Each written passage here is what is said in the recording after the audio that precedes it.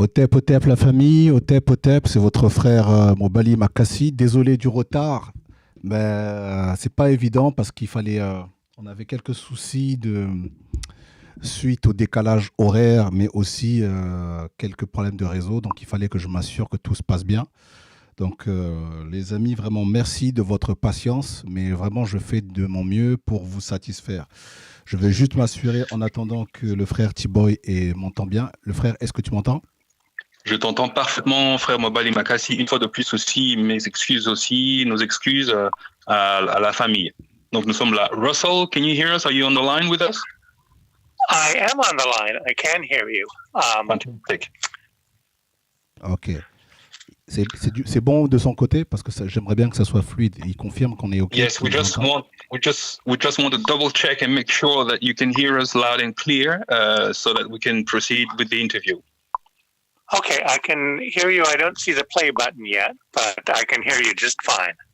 Yes, so just make sure that you can refresh your computer and you'll see the live button, and then if you just press it, and then you'll be able to see the show, but please mute your computer. Yes, it is muted, and I'm refreshing the site regularly. Thank you. Because you should be able to have MOBALI MAKASI on the screen right now. Are you on the MOBALI MAKASI channel? Yes, I am. Uh-huh. And you haven't seen the live button yet? I have not. Right. You might need to close your browser, start it again, and type MOBALI MAKASI, because right now, so far, you should be able to have it. Donc j'essaye de dire au frère à la personne de fermer peut-être YouTube et ouvrir une nouvelle page et essayer de remettre MOBALI MAKASI, parce que là, il devrait t'avoir en ligne, ou en tout cas à l'écran. Ok. En attendant que lui, il puisse... parce que comme on a des diapos, il faut qu'il regarde ce qui se passe. Ah ben, les Exactement. amis, moi, il faut que je meuble. Donc les amis, j'espère, là, aujourd'hui, j'espère que les amis, vous n'allez pas passer votre temps à vous asseoir et à m'écouter. Franchement, ici, on va être un peu à l'école. Donc j'espère que vous avez pris de quoi écrire, stylo, papier, stabilo, internet pas loin. Au cas où il y a un truc, vous pouvez vérifier tout de suite. Ok les amis? Donc là, vraiment, il faut profiter de l'occasion parce que je peux vous dire qu'on va vraiment apprendre, ok? Donc notez tout ce qui va se passer. Je vais faire en sorte qu'il y ait plein de pull-up, pas pour m'amuser, mais je vais faire exprès de faire répéter certains mots, certaines phrases pour que vous ayez le temps de noter. Donc, est-ce que de son côté, c'est bon? Russel, can you confirm now that you can see MOBALI on the screen? I certainly can. I see you speaking to the microphone, so voilà. Yes, I'm seeing everything. Yes, perfect. Yes, Okay. so now we are okay. Oui, MOBALI, donc là, on est prêt quand tu veux. Ok, parfait. Bon, là, maintenant, ce qu'on va faire, on va faire les politesses, hein, comme d'habitude. Donc, tu dis à Russel que bienvenue dans le monde des kamites, pour nous, ça va être une première, en fait, surtout pour le public, parce qu'ils ne connaissent pas, mais moi, je connais un peu ses travaux. Donc, merci d'avoir accepté de venir nous parler de ses travaux. Voilà. Yes. Today, it is a real privilege to have you on the show. MOBALI MAKASI is a little bit familiar with your work, but we will start by being polite and courteous. So we would like to say welcome to the show. You're not a person that is known in the French-speaking world, but welcome to this world, to this channel. And we call ourselves not black, but we call ourselves Kemites, because we refer to our brothers and sisters from Kemet. So welcome, and this is an opportunity for you to be known among the French brothers and sisters who follow this channel. Well, I'm very happy to be here. I'm quite honored, and I'm looking forward to our conversation. Okay. Il est très heureux, c'est vraiment un honneur d'être ici dans ce channel. Et puis, il a vraiment envie d'avoir une conversation avec nous. Parfait, excellent. On va faire les présentations. Hein. Donc, comme on ne le connaît pas, en tout cas les gens ne le connaissent pas, on peut commencer les présentations. Donc, il peut nous dire qui il est. Je sais qu'il a préparé un diapo, donc c'est quand il veut. Moi, je suis à sa disposition. Yes, so now we need to allow you to introduce yourself. We know that you have a PowerPoint presentation, so if you would like us to launch it so that you can introduce yourself. just tell us which slide you would like us to see on the screen. J'ai déjà affiché le Sure. premier. Well, we can start with the first slide. Yes. Donc on peut commencer avec le premier slide. So just allow us a few seconds. There's a little bit of a delay, but you'll be able to see on the screen the first slide, and then as the slide is launching, feel free to start. So now we can see. Can you see on the screen now the first slide? I can. Fantastic. Yes, I do. So if you can walk us through and tell us who you are, and you tell us whenever you want us to move forward or backward, feel free to just let us know. Okay. Well, my name is Russel Gmirkin, and somehow I've managed to become one of the world's foremost biblical scholars, which is ironic since I'm not a university professor. I'm regularly published by academic journals and publishers, but I'm strictly a writer and researcher. Alors, je m'appelle Russel Gmirkin. Je suis un chercheur dans les travaux publics. De manière ironique, je ne suis même pas professeur d'université, mais il se trouve que je suis souvent publié dans les journaux académiques et par des éditeurs. Now, don't tell all my academic friends, but I consider my profession to be that of historical detective. I love tackling prominent unsolved problems in ancient history and applying rigorous research and logic to solving them, which I seem to be pretty good at. Alors, il ne faut pas dire cela, il faut garder ça secret, il ne faut certainement pas le dire aux profs d'université, mais il se trouve que je me considère comme un détective historique. J'aime rechercher les énigmes qui n'ont pas été trouvées, où il n'y a aucune solution, et j'essaye d'appliquer une certaine logique pour pouvoir résoudre ces problèmes. Et il se trouve que je suis très, très efficace à trouver des solutions. Excellent. Okay, next slide. Prochain slide, s'il te plaît. Ok, ça va arriver. Mais je sens que Francis va vraiment aimer ce personnage. Là, tu ne traduis pas pour l'instant. Les gens ont dit, mais pourquoi j'ai pas dit Mboté? C'est normal. Je parle la langue des locodermes. Donc là, je vais pas dire Mboté. Je dis Mboté à mes frères. Lui, c'est un locoderme. On dit pas Mboté. Mais on dit dans les langues des locodermes. Donc les amis, ça tu traduis pas. Ça c'est entre nous. Bien sûr. Mais tu peux meubler en disant n'importe quoi. Yes. So basically, we are waiting for the second slide to come through, and then as the second slide comes through, then you'll be able to carry on the way you want. Very good. Well, I see my lovely wife on the screen. I'm so fortunate to be married to a brilliant writer, and playwright, and singer, and actress, and everything else you can imagine. She's so creative.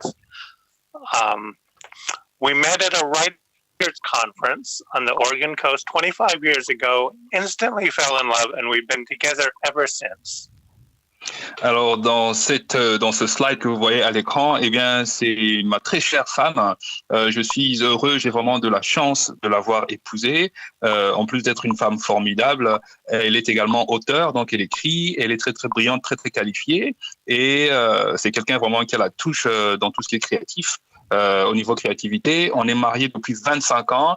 On est tombé amoureux dès qu'on s'est vu la première fois. Donc, elle écrit des romans, elle est actrice, elle écrit des chansons. C'est une comédienne. Ok. Carolyn is so amazingly creative, and her father was a private detective who she used to help on his cases. So how perfect is that? Donc, sa femme est absolument fantastique et fabuleuse. Et il se trouve aussi que son père était un détective. Et donc, c'est vraiment magnifique qu'il y ait un père détective. Et je suis marié avec cette femme. Et moi-même, je suis quelqu'un qui aime trouver des solutions. Parfait. Okay, next slide.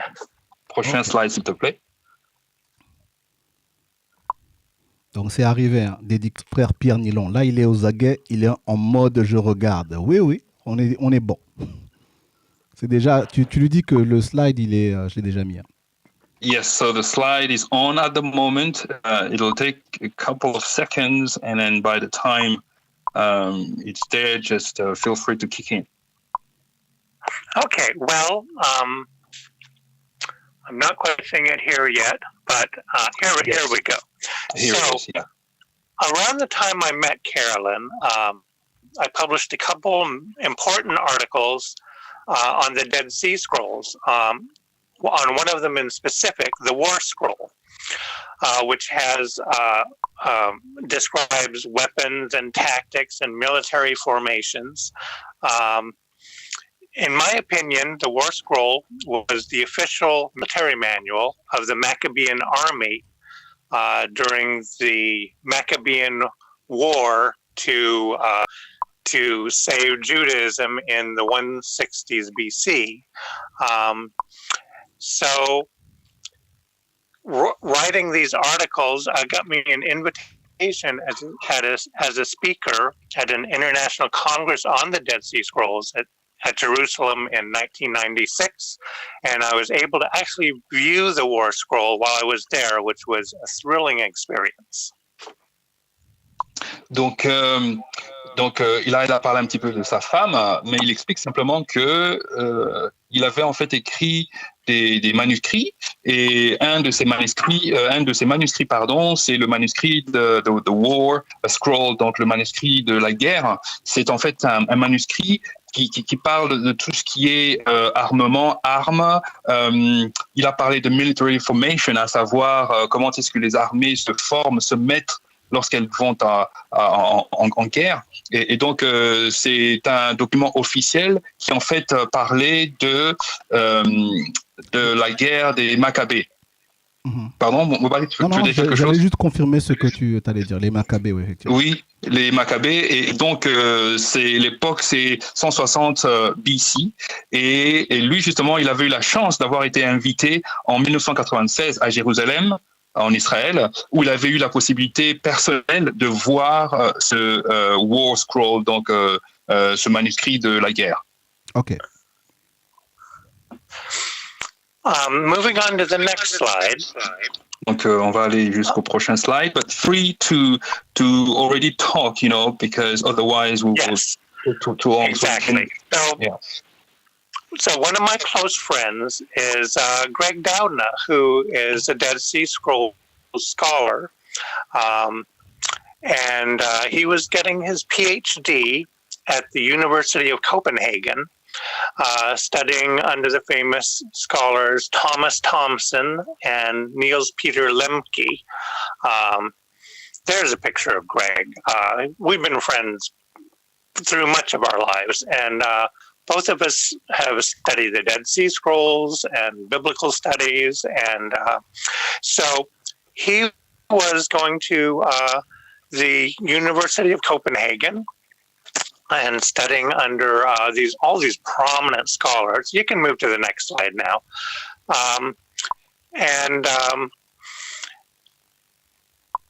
Around this same time, I also got interested in the date of the Pentateuch, the first 5 books in the Bible.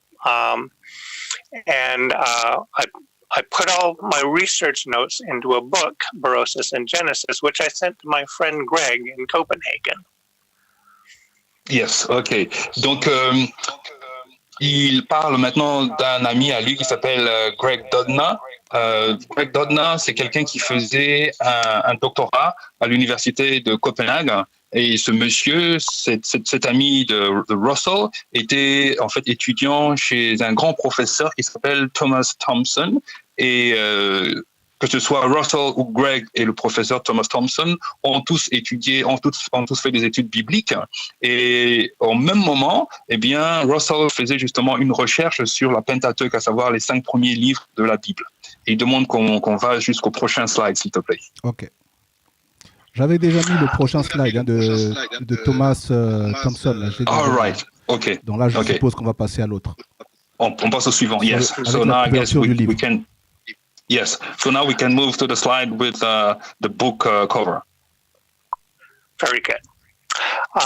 So I sent my manuscript to my friend Greg just so that he could read it. I wrote it for my own benefit, really. And he took the liberty of showing it to Thomas Thomson. And Professor Thomson said, "We have to get this published." So I didn't have to submit it to an editor or a publisher. They just decided to edit it and publish it. And now anything I have to write, they are so eager to publish, which is great. And I'm having a great life as a writer.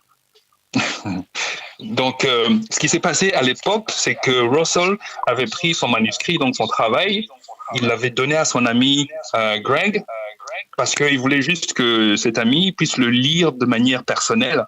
Mais il se trouve que Greg a tellement aimé le travail qu'il a dit, mais oh là là, il faut que ce travail soit publié parce que le travail avait été envoyé au professeur de Greg. Je ne sais pas si les gens parviennent à suivre. C'est que Greg donne son manuscrit à son ami qui, lui, le prend et le donne à son propre professeur à lui et lui dit que le travail est tellement bien qu'il faut le publier. Et il se trouve que Russel n'a pas eu à avoir des difficultés. À chaque fois qu'il a un travail à faire, le travail est publié. Et donc, par rapport à ça, il est très, très content parce que il gagne sa vie en tant qu'écrivain ou chercheur. Wow. So, next slide. As a result of my working with the people at the University of Copenhagen, in 2013, I got an invitation to speak at an international congress hosted by the University of Copenhagen. And while I was there, I got to meet the great biblical scholars Thomas Thompson, Niels Peter Lemke, Philip Davies, and others, which was a real treat. And I see a picture of me standing in Copenhagen with the wind blowing through my hair. That's what I look like in that delightful stay. Donc, en 2013, il avait été invité personnellement à une conférence internationale et c'est là où il est allé justement à l'université de Copenhague et il avait eu maintenant la possibilité de rencontrer le célèbre professeur Thomas Thompson. Et là, vous voyez sur la photo l'image de Russel qui se tient debout et il dit qu'en fait, il y avait le vent qui soufflait à travers, qui soufflait dans ses cheveux. Okay. And next screen, in 2017, over 10 years later, my next book got published called Plato and the Creation of the Hebrew Bible. Both books caused quite a stir and got me a reputation as an expert on Greek sources used by the biblical authors. En 2017, il publie le bouquin Plato and the Creation of the Hebrew Bible, donc Platon et la création de la Bible des Hébreux. C'est un bouquin qui avait vraiment fait beaucoup parler de lui et à travers ce livre, il avait maintenant pu bâtir une certaine réputation et donc il était vu comme quelqu'un qui avait vraiment la possibilité de bien sourcer ses sources et qu'il faisait des investigations dans les sources d'origine grecque. And next screen, I've also had important articles published in various scholarly books and journals over the years. And I currently have a new book in the works on Plato's Timaeus, in which he talks about the origins of the universe and how a craftsman god created the world. So my book is on Plato's Timaeus and the biblical creation account. And I'm just sending it off to my editors probably next week. I'm doing the final edits, and that should be exciting to get that next book in press. Il écrit en ce moment, il a fini d'écrire un livre qui va parler de Platon, dans lequel la discussion est centrée sur l'origine de la création de l'univers. Donc ça parle de comment Dieu a créé le monde. Et c'est un livre qu'il vient justement d'envoyer à son éditeur, et l'éditeur est en train de faire les dernières retouches. Et donc prochainement, il y aura le livre de Russel qui va être publié. Et en plus de ça, il a publié plusieurs articles, comme vous pouvez le voir à l'écran. Ok. Excellent. So in 25 years as a prominent academic researcher and writer, I've made maybe $1,000 US in royalties from my books. But that's okay because I work for the benefit of humanity and for the sheer pleasure of research and writing, which is what I was born for. So I'm greatly honored to be interviewed today by MOBALI, and I'm delighted that my research is of interest to your viewers. En 25 ans, où il a fait des recherches académiques, il n'a touché que $1,000 en termes de royalty. Mais c'est pas grave, parce que moi, ce que je veux, c'est justement faire un travail où je donne mes recherches à l'humanité. Donc, j'ai pas trop de problèmes par rapport à ça. J'ai un réel plaisir à faire de la recherche, j'ai un réel plaisir à écrire, et je suis doublement ravi aujourd'hui de pouvoir être interviewé par MOBALI, et je suis vraiment très content qu'il prend plaisir, il a un intérêt dans le travail que je fais. Excellent. Tu lui dis que nous sommes tous les deux des chercheurs, et entre chercheurs, ben, on travaille ensemble. Donc, rien de nouveau. On est bon. Well, it is a great pleasure. MOBALI himself is a researcher. So when a researcher meets another researcher, there's just a double joy. So he's very, very delighted. That's terrific. And I'm so interested to hear about his conference where he mentioned my books. I'll have to look that up on the internet and learn more about that. And it's great to meet a fellow researcher. Il est très, très ravi de rencontrer un collègue qui est également chercheur.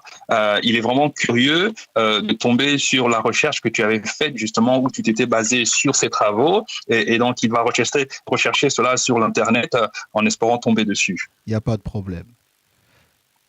There's no problem, Russel. OK. Dis maintenant à Russel, maintenant qu'on s'est fait les présentations, maintenant que le public francophone sait à peu près qui il est, on va attaquer les hostilités. Mais on va attaquer dur. Moi, maintenant, je veux savoir concernant les patriarches, parce que ces histoires de Bible-là, il faut les patriarches. Qu'en est-il? Est-ce qu'ils sont historiques ou tout cela, c'est du vent? Yes, so now that we've done all the presentation, now we're going to hit hard. The first question to you is, let's talk about these patriarchs. Are they historical figures, or this is just something blowing in the wind? I like that expression, just blowing in the wind.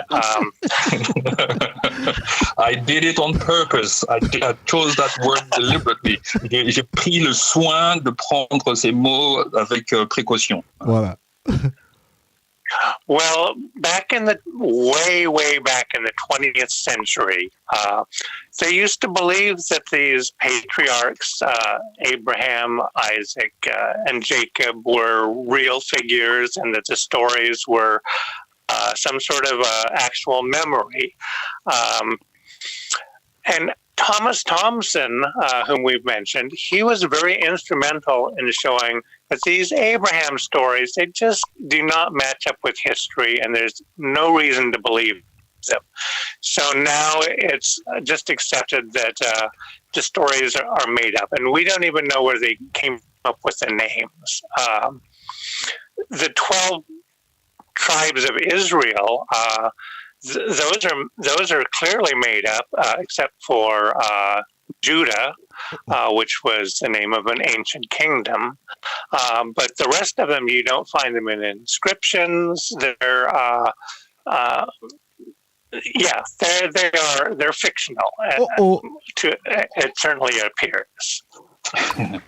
Okay, so donc si on parle du XXe siècle et on se base vraiment sur les patriarches, que ce soit Abraham, que ce soit Isaac, que ce soit Jacob, il est un fait indéniable que ces personnes ne sont pas des personnes réelles. Il n'y a rien de réellement humain. Frère, je veux que tu répètes encore, parce que moi je veux qu'on t'entende bien. Donc, si on parle bien du XXe siècle et qu'on parle des patriarches, et là, Russel est très précis, il parle d'Abraham, il parle de Isaac, il parle de Jacob. C'est un fait indéniable que ce ne sont pas des personnages réels, ce ne sont pas des réels êtres humains. Et lorsqu'on regarde ce que le professeur à l'université de Copenhague, Thomas Thompson, qui a vraiment joué un grand rôle dans cette recherche, parce qu'il a vraiment montré qu'il n'y a rien qui peut prouver de manière véridique que ces personnes existent. Donc, il n'y a aucune raison de croire ce que la Bible dit par rapport à ces personnages-là. On ne sait pas d'où ils sont venus. On ne sait même pas comment est-ce que leur nom, d'où viennent leurs noms, que ce soit Abraham, Isaac ou Jacob. Et même si on parle des 12 tribus d'Israël, il n'y a pas photo. Ce sont des personnages, ce sont des légendes qui ont été créées. C'est pas de la réalité. La seule exception qu'on sait qui est véridique, c'est le nom de Juda. Juda, pourquoi? Parce que c'est le nom d'un ancien royaume. Mais tout le reste, c'est vraiment de la fiction. Oh. Tu dis à Russel, on attaque hardcore. Qui n'a pas de pitié, ça me plaît. So, Russel, you're really going at it. You're just trying to kill the animal. So, you don't have any pity on this subject. Oh, yes, I'm merciless. I'm well known as... I should mention, though, let me translate There's one tribe of Israel, though, that has been found in inscriptions. In the Moabite stela, he mentions Gad, which is one of the 12 tribes of Israel. And he says, and King Mesha of Moab says, that they were a Moabite people and had been forever until the Israelites conquered them, and that he liberated Gad from the Israelites. So that's kind of the opposite of being one of the 12 tribes of Israel. You would have to say that again, because I wanted to translate something, but you were explaining something else. Could you say that again, please? Yes, there is one of the 12 sons of Israel who does appear in an inscription called the Mesha stela. King Mesha was the ruler of Moab, and he said that King Ahab, or the Omris of Israel, had conquered parts of Moab and subjugated Gad, which was a people of Moab for generations, forever, and that he had to liberate Gad from the Israelites. So that is the opposite of being a tribe of Israel.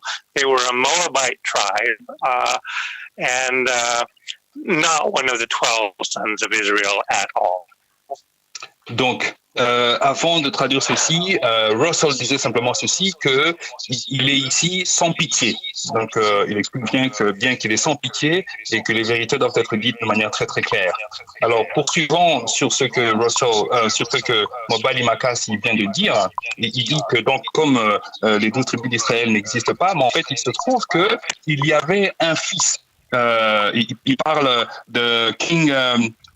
Il parle du roi Machia, is that correct? King Machia? Yes, that's right. Okay. Donc il y avait un roi qui s'appelle Machia, et c'était donc le roi d'un groupe de personnes qui s'appellent les Moabs, et il se trouve que c'est ça, hein, c'est le Moab, c'est ça. Voilà.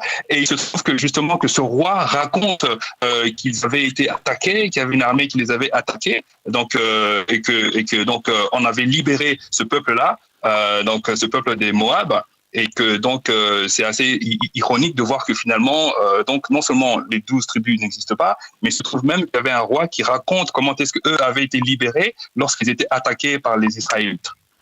Ok. Et t'as fini toutes les deux parties? Yes, okay. Oui.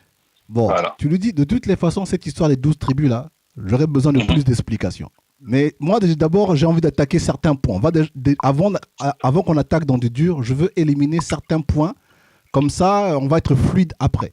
Donc, maintenant que je sais que les patriarches là, tout cela, c'est des bêtises. Qu'en est-il pour l'Exode et Moïse? So, before asking this specific question, MOBALI MAKASI says to you that, we're going to be merciless, we're going to go hardcore. Before doing so, what do we have to say about things such as the Exodus? He wants to establish if it is fictional or this is true. Donc, c'est l'Exode et quoi encore, frère? L'Exode et Moïse. Qu'en est-il? Exodus and Moses. Well, yes, definitely fictional. Actually, the whole story of the patriarchs and Moses and the Exodus and the conquest of the Promised Land, that's all based on Greek foundation stories. The Greeks had many stories in which they talked about the origins of their nations. And a lot of them were colonies that were established. There would be promises made to an ancestor like Hercules, who would one day rule over certain lands. And then generations later, his descendants would go and form an armed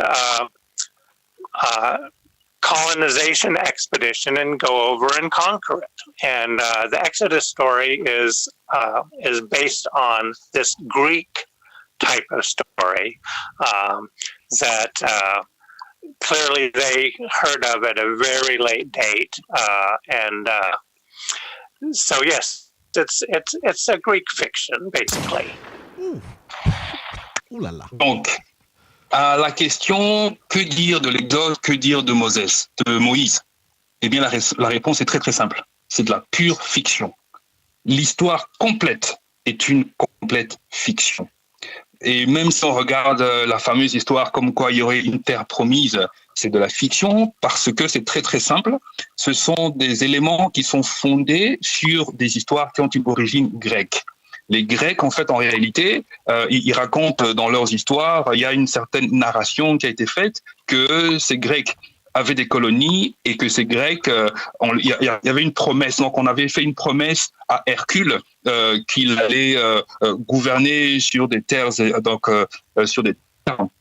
Et donc, les descendants de ces Grecs ont en fait formé cette histoire qu'il allait y avoir une armée qui allait être formée et que cette armée allait partir pour coloniser des autres peuples. Et donc, les Grecs se sont inspirés de tout ça, et c'est par rapport à cela qu'ils ont raconté toute cette histoire.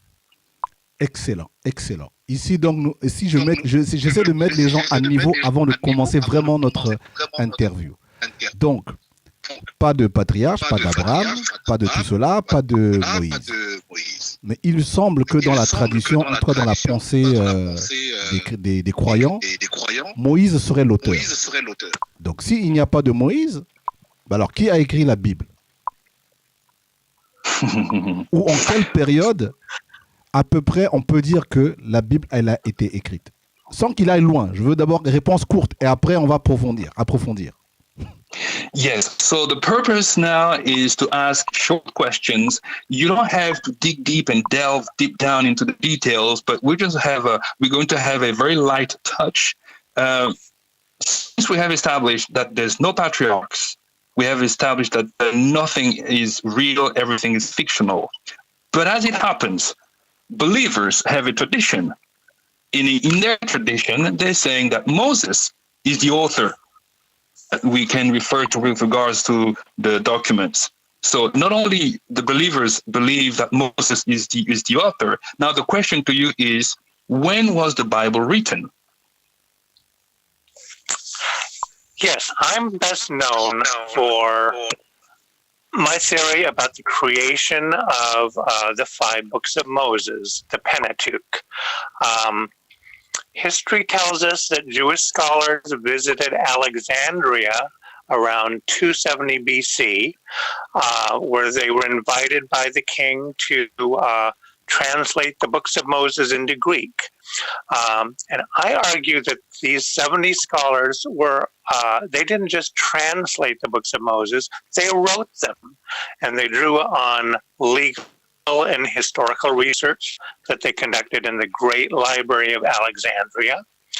And they wrote the Pentateuch in Hebrew and then immediately translated it into Greek, where it wound up in the same library.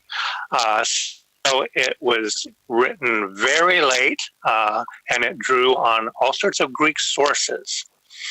And then they went back to Jerusalem and introduced the books of Moses to the Jews and Samaritans, and started putting together the rest of the Hebrew Bible, what Christians call the Old Testament. Ok.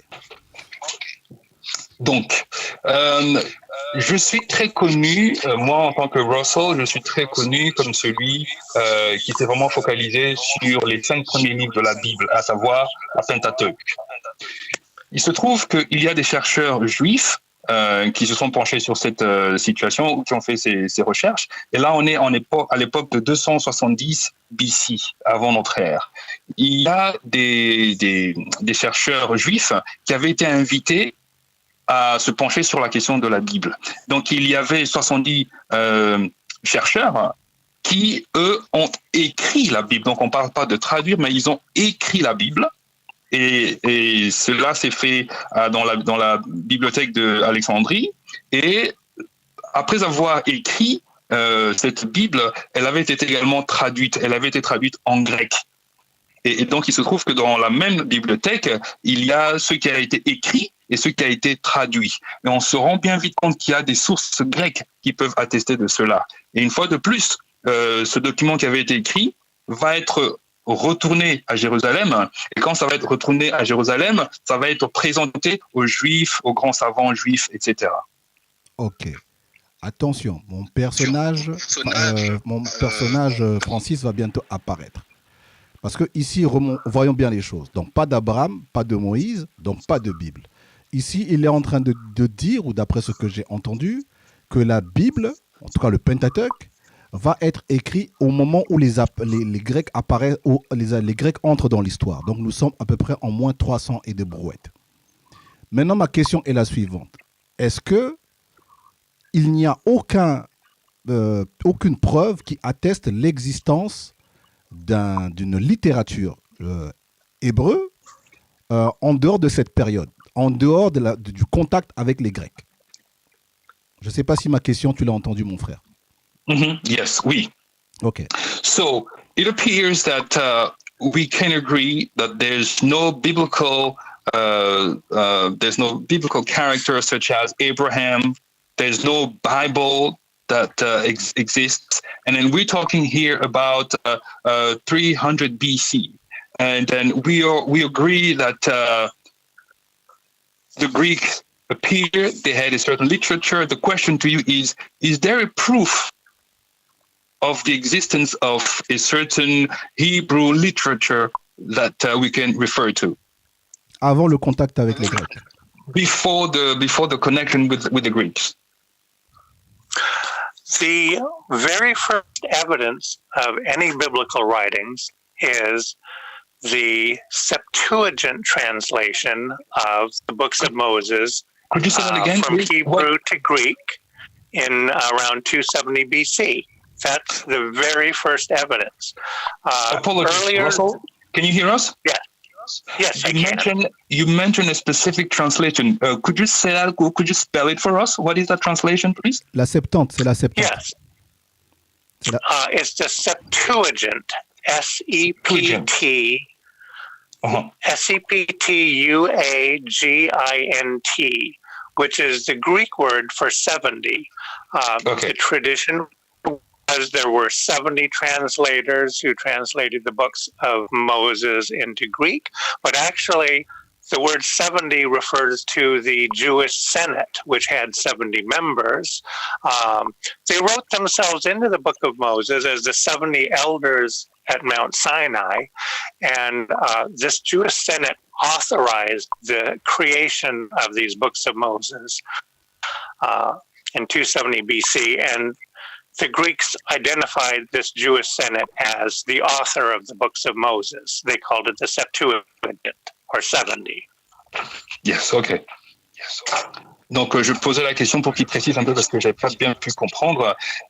Russell réplique, il dit que les premières preuves, eh bien, on les retrouve dans la traduction, comme MOBALI, tu m'as aidé, donc merci beaucoup. Ça s'appelle la Septante, à savoir qu'il y avait 70 anciens qui s'étaient penchés sur le travail de la traduction, une traduction donc des textes, et cette traduction, elle avait été faite en grec. Eh bien, Russell explique que les 70 anciens, donc elders, ce sont ceux qui sont responsables justement de la création des 5 livres ou des Books of Moses, donc des livres qui parlent de Moïse. Et l'époque, c'est 270 BC, avant notre ère. Ok. Mais j'entends, nous sommes en 270 avant notre ère, donc nous sommes avec l'invasion grecque, c'est cool. Mais moi, ce que je veux savoir, cette Septante-là, avant la Septante, avant Alexandre le Grand, avant tout cela, est-ce qu'il y avait déjà un document, est-ce qu'eux, ils avaient déjà une Bible écrite dans leur langue? Avant tout cela, est-ce que nous avons une preuve matérielle d'une Bible existant avant la Septante? So, before the Greek invasion, before that document that you mentioned, the 70, before all that, before Alexander the Great, was there a document, was there a Bible in existence? Well, we know that there wasn't, because we have contemporary documents called the Elephantine Papyri, which was a collection of Jewish military on the Nile at a cataract there, guarding Egypt against Ethiopia, 150 to 400 BC. And I will tell you some of the things that are in the Elephantine Papyri that show there was no Bible at that time. Ouh! Dis qu'il répète la dernière phrase. Là, je m'attaque au mode pull-up parce que là, j'ai entendu ce qu'il a dit. Dis-lui que c'est un pull-up, il faut qu'il répète la dernière phrase. So, as you heard, there's the sound effect called a pull-up. So, because it is so powerful, you will have to repeat the last 2 sentences. I got it, but you need to repeat it again. Écoutez bien, hein, les amis, écoutez bien. C'est pas MOBALI qui dit. The Elephantine Papyri prove was no Bible in existence as late as 400 BC. These documents contain no knowledge of Moses, no knowledge of the Exodus, no knowledge of Mosaic laws. In fact, these Jews living in a military colony on the Nile, they worshipped other gods alongside Yahweh. They had their own temple, not just a temple in Jerusalem, but they had their own temple. There's one papyrus where a Jewish business owner threatened to kill a worker who didn't perform certain duties on the Sabbath, unloading vegetables off a boat, and so on and so forth. So if there was a Bible, they'd never heard of it. And despite being in close communication with the high priest and his brothers at Jerusalem. OK. La réponse est très, très claire. Okay. Il n'y avait pas de Bible. Il n'y avait pas de Bible, et même les contemporains de cette époque-là ne montrent pas ou n'ont aucune preuve qu'il y avait une Bible qui existait. Russel fait référence à des papyrus qu'on appelle Elephantine Papyri, donc des papyrus de Éléphantine. Il dit que dans ces papyrus, il n'y a aucune preuve qu'il y avait une Bible. Mais par contre, le contenu, c'était des contrats, c'était des lettres, et c'était donc des contrats, des lettres qui provenaient des militaires juifs qui étaient basés au niveau du Nil. Mais et l'époque, c'est 450 à 400 BC. Et donc, il n'y a aucune preuve qu'il y a une Bible qui existait. Il n'y a aucune connaissance qu'il y avait un personnage appelé Moïse. Il n'y avait aucune preuve d'un personnage. Il n'y avait aucune preuve de ce qu'on peut appeler l'Exode. Donc, tout cela n'existe pas. Mais il se trouve que les gens qui étaient basés dans cet endroit-là, ils avaient leur propre manière de se comporter, ils avaient leur propre temple. Il y a même, Russell parle ici d'un papyrus dans lequel on montre qu'il y a un personnage qui, en fait, c'est pour prouver qu'il n'y avait pas les tables de la loi qui existaient, mais qu'il y a un papyrus qui montre un fait divers d'un personnage qui, en fait, menaçait de s'en prendre à quelqu'un parce que cette personne était en train de s'occuper to unload some vegetables. Donc, il s'occupait il s'occupait it'll be possible and easy for people to understand. But as I can read on the screen, it says that customers or viewers are having a hard time listening or hearing anything. Mm-hmm. Ok. Donc là, apparemment, je viens de changer la connexion à travers un autre réseau. Techniquement, ça doit être mieux. Sinon, ça voudrait dire que là, c'est du sabotage. Donc, je vais patienter. Je vais patienter et attendre les commentaires des gens qui valident si c'est toujours pareil.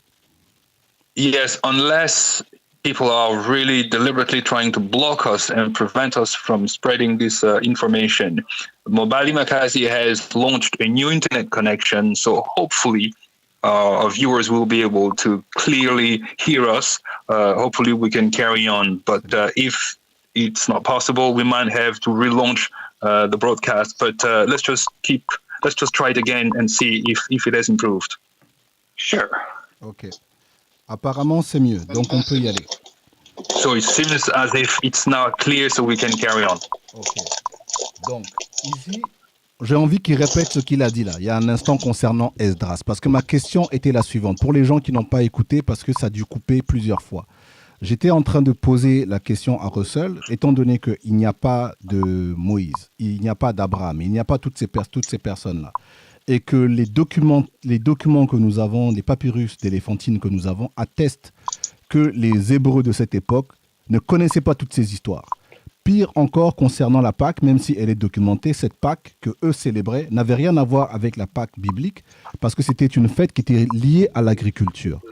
Donc ici, il n'y a aucune connexion, au moins 100 ans avant l'arrivée des Grecs. Les Hébreux de cette époque ne connaissent pas la Bible, ne connaissent pas Abraham, ne connaissent pas tout cela. Et maintenant, j'ai joué le personnage de Francis, que vous connaissez très bien. Et Francis a posé la question, mais qu'en est-il d'Esdras? Parce que apparemment, nous, quand on est en mode aliéné, c'est ce qu'on nous a dit. On nous a dit qu'Esdras serait l'auteur. Et il nous a dit, je vais le laisser une fois de plus, c'est répondre à cette question comme ça, puisque vous l'avez loupé, comme ça, vous allez bien écouter. Yes, due to the fact that our viewers missed probably 10 minutes and we were talking and they couldn't hear us, we will have to ask the same question again, and then I'll repeat it. The question was, since we have established that there was no Moses, there was no patriarchs, and the Hebrews didn't know the Passover as we know it today, because in the past it was a celebration of agriculture. And since there was no connection, the question was, is the person known as Esdras the one who's responsible for the writing of the Bible? You gave your answer already, but we would like you to comment on this again, because now we've got a clear connection with regards to the translation. Okay, first off, I want to apologize to Francis. I hope I don't disillusion him too badly, but this is tough love. It's tough love. So I will have to say that according to the documentary hypothesis, the books of Moses were put together between 950 BC with the Yahwist down to the priestly source in 450 BC, which was written by Ezra, according to Julius Wellhausen and other respected scholars. Well, first off, the people at Elephantine had never heard of Ezra or the Bible, the books of Moses, in the succeeding half a century. But most importantly, if you're going to believe that Ezra completed the books of Moses, you have to both believe the Ezra story and disbelieve it, because the book of Ezra doesn't say anything about him writing the laws of Moses or finishing the Pentateuch. They make up that part of it. And also, as late as 185 BC, the Jews had never heard of Ezra. There's a book called Sirach, who goes through all these wonderful biblical sources, and anyway, he leaves out Ezra entirely, so as I believe that you can't put any store at all in the Ezra story or in that documentary hypothesis that both relies on and repudiates the story of Ezra in the Bible. Alors, Russel avait déjà expliqué ça avant, mais on va le répéter comme on a une meilleure connexion Internet maintenant. Donc, Francis, mes excuses vraiment, je vais t'ouvrir les yeux un petit peu. Il faut que tu saches que, effectivement, si on s'accorde sur les hypothèses qui sont vérifiables, que 950 BC, il y a des bouquins comme le Deutéronome qui sont mis en place. On sait également que d'après ce qu'on raconte, que Esdras, ce serait celui qui aurait pris tous les bouquins, tous les livres concernant Moïse, qui les aurait mis ensemble aux alentours de 450 avant notre ère. Il se trouve qu'on explique que Esdras serait celui qui serait l'auteur. Mais même si on regarde dans le livre de Esdras, il n'y a aucune mention que c'est lui qui aurait écrit la Bible. Donc de ce fait-là, on peut se dire que tiens, soit on peut croire, soit on ne peut pas croire. Mais il s'avère simplement que les évidences et les recherches qui ont été faites montrent que ce personnage de Esdras était un personnage fictif. De plus, oui, donc le personnage de Esdras est un personnage fictif. De plus, même les Juifs eux-mêmes n'avaient jamais entendu parler de lui, n'avaient jamais entendu parler de Esdras. Et si on regarde bien, les peuples, donc les gens qui vivaient à Éléphantine, non seulement n'avaient jamais entendu parler de Esdras, mais en plus, ces gens-là, lorsqu'ils célébraient la Pâque, ils célébraient la Pâque comme étant les fêtes liées à l'agriculture, et ce qui n'a rien à voir avec les événements ou les éléments qu'on montre dans la Bible, à savoir le passage de la mer, etc. Donc, je répudie un peu cette thèse que ce serait Esdras qui serait l'auteur de la Bible. Ouh. Mais attends, je suis choqué, comme je l'ai dit, comme je l'ai dit vraiment, cette histoire de Esdras, un personnage fictif, et le fait qu'il valide encore que Esdras, tout cela c'est du vent. Bon, c'est vrai que je suis choqué, mais disons, cette histoire d'Esdras là, alors qui a pondu ça? D'où c'est sorti? Qui serait l'auteur? D'où c'est sorti? So, Francis says that he's completely shocked with the revelations that you're giving. So now the question to you is, where does the story that, according to the people, that Esdras was the author of the Bible, where does that story originate from? Who came up with this story? Well, the book of Ezra, or at least the parts of it that mention Ezra, it appears to be written about 175 BC, which is like 3 centuries after the time of Ezra. But you have this late fictional document about the life of Ezra. Allegedly, he brought the books of Moses back from Babylon to Israel when he migrated back to Jerusalem.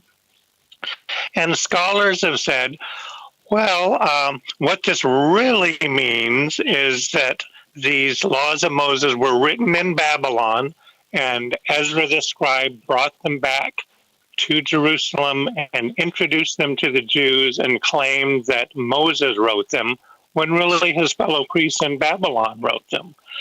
So the scholars make up that half of the story because they're trying to figure out when the laws of Moses were first introduced. So it's really half of the fiction comes from the Bible and the other half of the fiction comes from Bible scholars. But the whole story, you put them all together, the whole story is fiction. Ouh. Alors, je commence par la fin et puis je reprends au début. Toute l'histoire complète de la Bible, c'est la fiction. Le livre de Esdras, c'est un livre, on peut dater que ça avait été écrit en 175 BC. Et donc, ça veut dire que c'est un bouquin qui avait été écrit 3 siècles après l'existence historique, soi-disant, de ce personnage. Alors, Russel explique bien, c'est late fictional document. Donc, c'est un document fictif, tardif, et apparemment, ce serait un livre qui aurait été pris de Babylone. Lorsque Esdras était à Babylone, il l'a pris de Babylone et il est arrivé à Israël. Alors, qu'est-ce que ça veut dire? Ça veut dire que à la question que MOBALI MAKASI pose, qui est qui est la personne, qui sont ceux qui ont inventé cette histoire? D'après Russel, ce sont les chercheurs, donc les scholars, qui eux auraient fabriqué toute cette histoire selon laquelle il y aurait des lois de Moïse, etc. Eh bien, ça c'est de la fiction, et ce sont les scholars, donc les savants, les inventeurs, qui auraient fait cette histoire. Donc, ça veut dire que cette histoire a été inventée dans la Bible, et ça a été également inventé par justement ces personnes qui ont voulu faire croire que ce personnage existait. Donc, tout a été fabriqué, tout est fictif, fictional. Bon, tu dis que maintenant que j'ai entendu ça, Francis, il revient encore plus fort. D'accord? Now, sorry. Vas-y, tu le dis déjà. Okay, now that Francis has heard that, he's going to come back even stronger than before. I'm ready. Ok. Ok, tu peux revenir quand tu veux, il est prêt là. D'accord. Mais quand il me parle de la, comment on appelle ça, de la Septante. La Septante, d'après la lettre d'Aristée, hein, ici, c'est une traduction. Donc, c'est-à-dire qu'il y avait un document plus ancien. Qu'en est-il? Parce que moi, je suis Francis, je ne suis pas aussi stupide qu'il pense. Hein. Je connais quand même pas mal de choses. So, Russell, let me just tell you this. Francis might look stupid, but he's not as stupid as you might think he is. If we refer to you mentioned the 70, he says that there's a particular letter, and it seems that there's a particular letter that is older than the 70. So could you please elaborate on that? Non, la lettre d'Aristée, tu le dis, il y a une lettre qui s'appelle la lettre d'Aristée. Et dans cette lettre d'Aristée, on dit que la Septante est une traduction d'un document plus ancien. Donc il y avait un document plus ancien. So according to MOBALI MAKASI, there's a letter called Lettre d'Aristée. There's a letter of a character. I don't know how you say that in English. Aristée. I don't know if you know that particular person. And it says, yes, that says that the document that you mentioned, the 70, simply says that it is a translation of something that is much older. Could you please confirm that? Certainly. And this is interesting because there is a reference to Moses and the laws of Moses before 270 BC and before the Septuagint, or 70. This reference comes from a Greek historian named Hecataeus of Abdera. He wrote a book on Egypt for the first king Ptolemies. And in this book, he wrote a fictional story of how Judea came to be populated. He said Egypt had too many people, so they sent out a colonizing expedition under a leader named Moses, who traveled to Judea, which was empty of people. He established Jerusalem and its temple, and he set up their constitution and laws, and then he described what those laws were. Well, the whole story is completely fictional. It's one of those Greek foundation stories, knows nothing of the Bible. It contradicts the Exodus story, but is the first mention of Moses anywhere in any literature. Translate that, and then I'll comment further. Yes. Les amis, ça va être lourd. Vraiment, écoutez bien ce qui va sortir. Russell, il raconte, il dit s'il faut parler de Moïse, s'il faut parler des lois qu'il aurait écrites, on parle donc de 270 avant notre ère. Si on se réfère à ce que MOBALI parlait de la Septante, eh bien, il y a simplement un personnage que Russell a expliqué. Did you mention that the name of the Greek person is Hécaté d'Abdera. Hécaté d'Abdère. C'est ça s'appelle en français. Hécatée d'Abdéra, voilà. Il s'avère que ce monsieur aurait écrit quelque chose de une histoire fictive. Et cette histoire fictive, c'est une histoire qui raconte comment la Judée avait été créée et comment la Judée avait été populée, en fait. Comment est-ce qu'il y avait des gens qui ont commencé à habiter là-bas. Et c'est en fait un document qui raconte comment Moïse était venu, donc avait voyagé et s'est établi en Judée en tant que colonisateur. Et c'est dans ce document fictif, justement, où c'est la première fois qu'on fait mention du personnage de Moïse et que Moïse, qu'il arrive à Jérusalem, que Moïse est à la base de la construction d'un temple, que Moïse est à la base de la constitution de l'endroit et que Moïse, justement, serait celui qui aurait établi les lois. Mais à part cela, cette histoire complète, elle est absolument fictive parce que elle est basée sur le personnage MOBALI MAKASI, tu viens d'expliquer, donc Hécatée, c'est ça? Ouais, Hécatée d'Abder. Tapez sur Internet. Hécatée d'Abder. OK? Voilà. Donc, ici, si j'ai bien compris, donc je synthétise pour que les gens réécoutent un peu ce qui vient d'être dit. Donc, la première fois qu'on entend le nom de Moïse, c'est de la bouche d'un grec qui s'appelle Hécatée d'Abder. D'accord? Et ici, le problème, c'est que ce n'est pas le même Moïse. Ce n'est pas le même Moïse biblique. C'est-à-dire que le nom est le même, mais ce n'est pas la même histoire. Est-ce que il peut encore... tu peux lui redire ça pour qu'on soit sûr, pour que les gens entendent bien. Allô, frère? Oui, vas-y. Donc, tu veux que je répète ce que tu viens de dire. Qu'on s'ait bien compris. Que ce n'est pas le même Moïse et que la première fois que ce Moïse est documenté, c'est la bouche de Hécatée. En dehors de ça, il n'y a pas de Moïse ailleurs. Yes.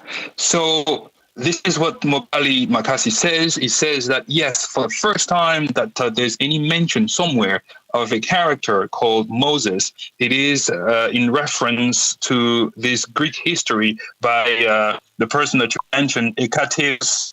And yes. Yes. So MOBALI MAKASI says this, that we have to be clear that although there's a mention of a character called Moses, but we're talking about a different Moses. So although it is the same name Moses, but it is not the Moses of the Bible, is someone else who's not connected to the Moses in the Bible.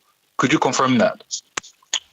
Well, yes, Hecataeus, we don't know where he came up with the name Moses, but he said that the Egyptians colonized Athens, they colonized Babylon, which was led by a god named Bel-Marduk, who gave the Babylonians their laws and constitution. And he came up with the name Moses for this leader who went to Judea and gave them their laws and constitution.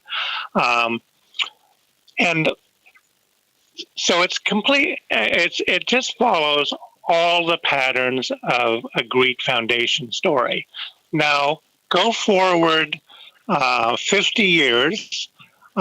King Ptolemy Philadelphus had read the book by Hecataeus, and he heard rumors of, wow, there's this guy called Moses who founded Jerusalem and its temples and gave them their laws and constitution. I want to read those laws and constitution for our library that has a whole wing dedicated to ancient laws. So he sent to the Jews, the high priest at Jerusalem, and said, send me some people. I want a copy of the Mosaic laws and constitution. Well, they obliged. They sent over Jewish delegates who wrote a brand new story of Moses and his laws and constitution and the founding of Judea. They made it up based on this Greek foundation story. And there's no evidence that the Jews had ever heard of Moses before this request from Alexandria. So it's ironic that the Greeks invented Moses and the Jews used him as a fictional character. Wow. OK. Donc, Russel dit que effectivement le personnage donc Hécaté, eh bien par rapport à la situation ou le problème qui est en train d'être posé en ce moment, il faut savoir que ce sont les Égyptiens qui avaient colonisé Athènes, qui avaient colonisé Babylone. Et les Juifs, eux, et donc que ce monsieur Hécaté est celui qui a inventé le personnage de Moïse, c'est même lui qui a inventé ce nom. On retrouve dans l'histoire de ce personnage les traits, les éléments qui démontrent que c'est quelque chose qui est fondé sur la mythologie ou les histoires grecques. Alors, Russel, il raconte cette histoire que il y aurait eu une requête qui avait été faite dans laquelle il fallait justement envoyer. Donc, il y avait une demande qui avait été faite au grand prêtre, donc au high priest, en lui disant mais on a entendu une certaine histoire et on voudrait bien que cette histoire puisse être publiée, copiée. Donc il s'avère que il y avait une délégation qui avait été envoyée et cette délégation qui avait été envoyée, eh bien elle s'est appuyée à écrire l'histoire de Moïse. Alors ce qui est ironique, c'est que ce sont les Grecs qui inventent cette histoire, mais ce sont les Juifs qui, eux, vont la rendre beaucoup plus populaire. Mais tout cela, c'est une ironie, mais c'est de la fiction. Ok. Donc ici, Moïse, c'est du vent. Une invention des Grecs récupérée par les Hébreux de l'époque.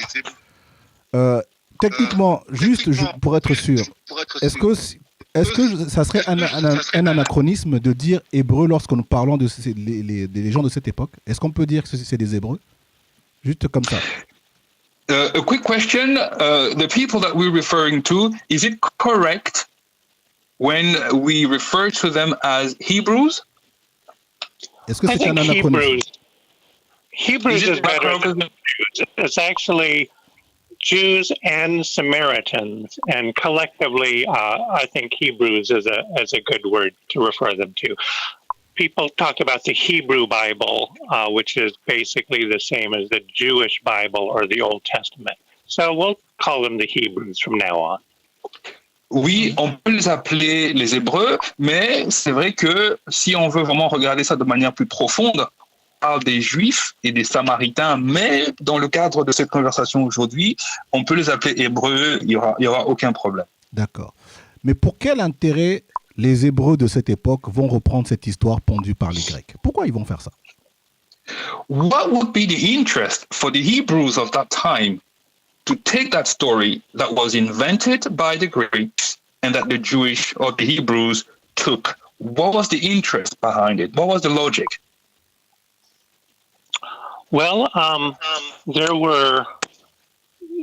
there's two main things. First off, after Alexander the Great conquered the ancient Near East, everywhere from Egypt to India, many conquered nations, they wanted to write their history and say how great a civilization they had in the past. That they were just as great as the Greeks. So there was that element of national pride, I think.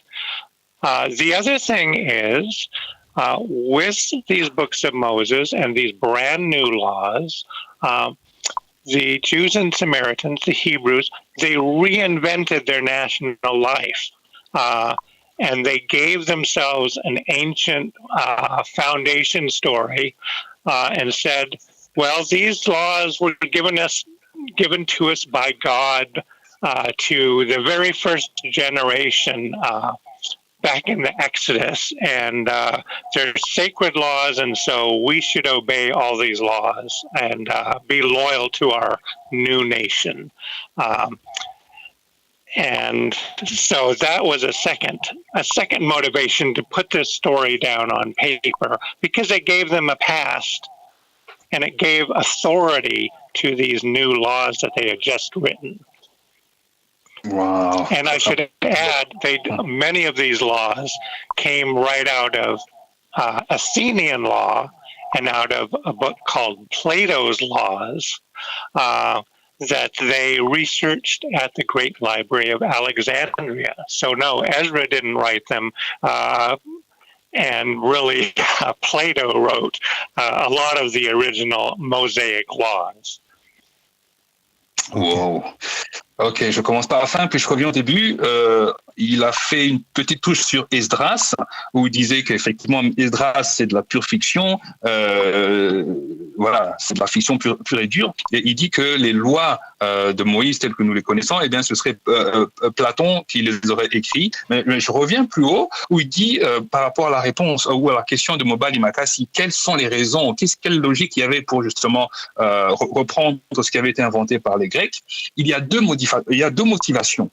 La première motivation, c'est ce que lui il appelle national pride, donc la fierté nationale. Ça veut dire quoi? Ça veut dire que lorsque il y a eu Alexandre le Grand qui est venu, qui a pu faire cette conquête, qui allait de l'Égypte jusqu'en Inde, eh bien, toute nation conquise, qu'est-ce qu'elle faisait? Elle réécrivait son histoire, elle réécrivait sa civilisation. Parce que cette nouvelle civilisation, elle voulait montrer sa grandeur et comment elle était aussi grande que le peuple grec, par exemple. Donc, il y a le premier élément, la première motivation, c'est la national pride, donc une fierté nationale qui fait que les gens vont reprendre cette fameuse histoire.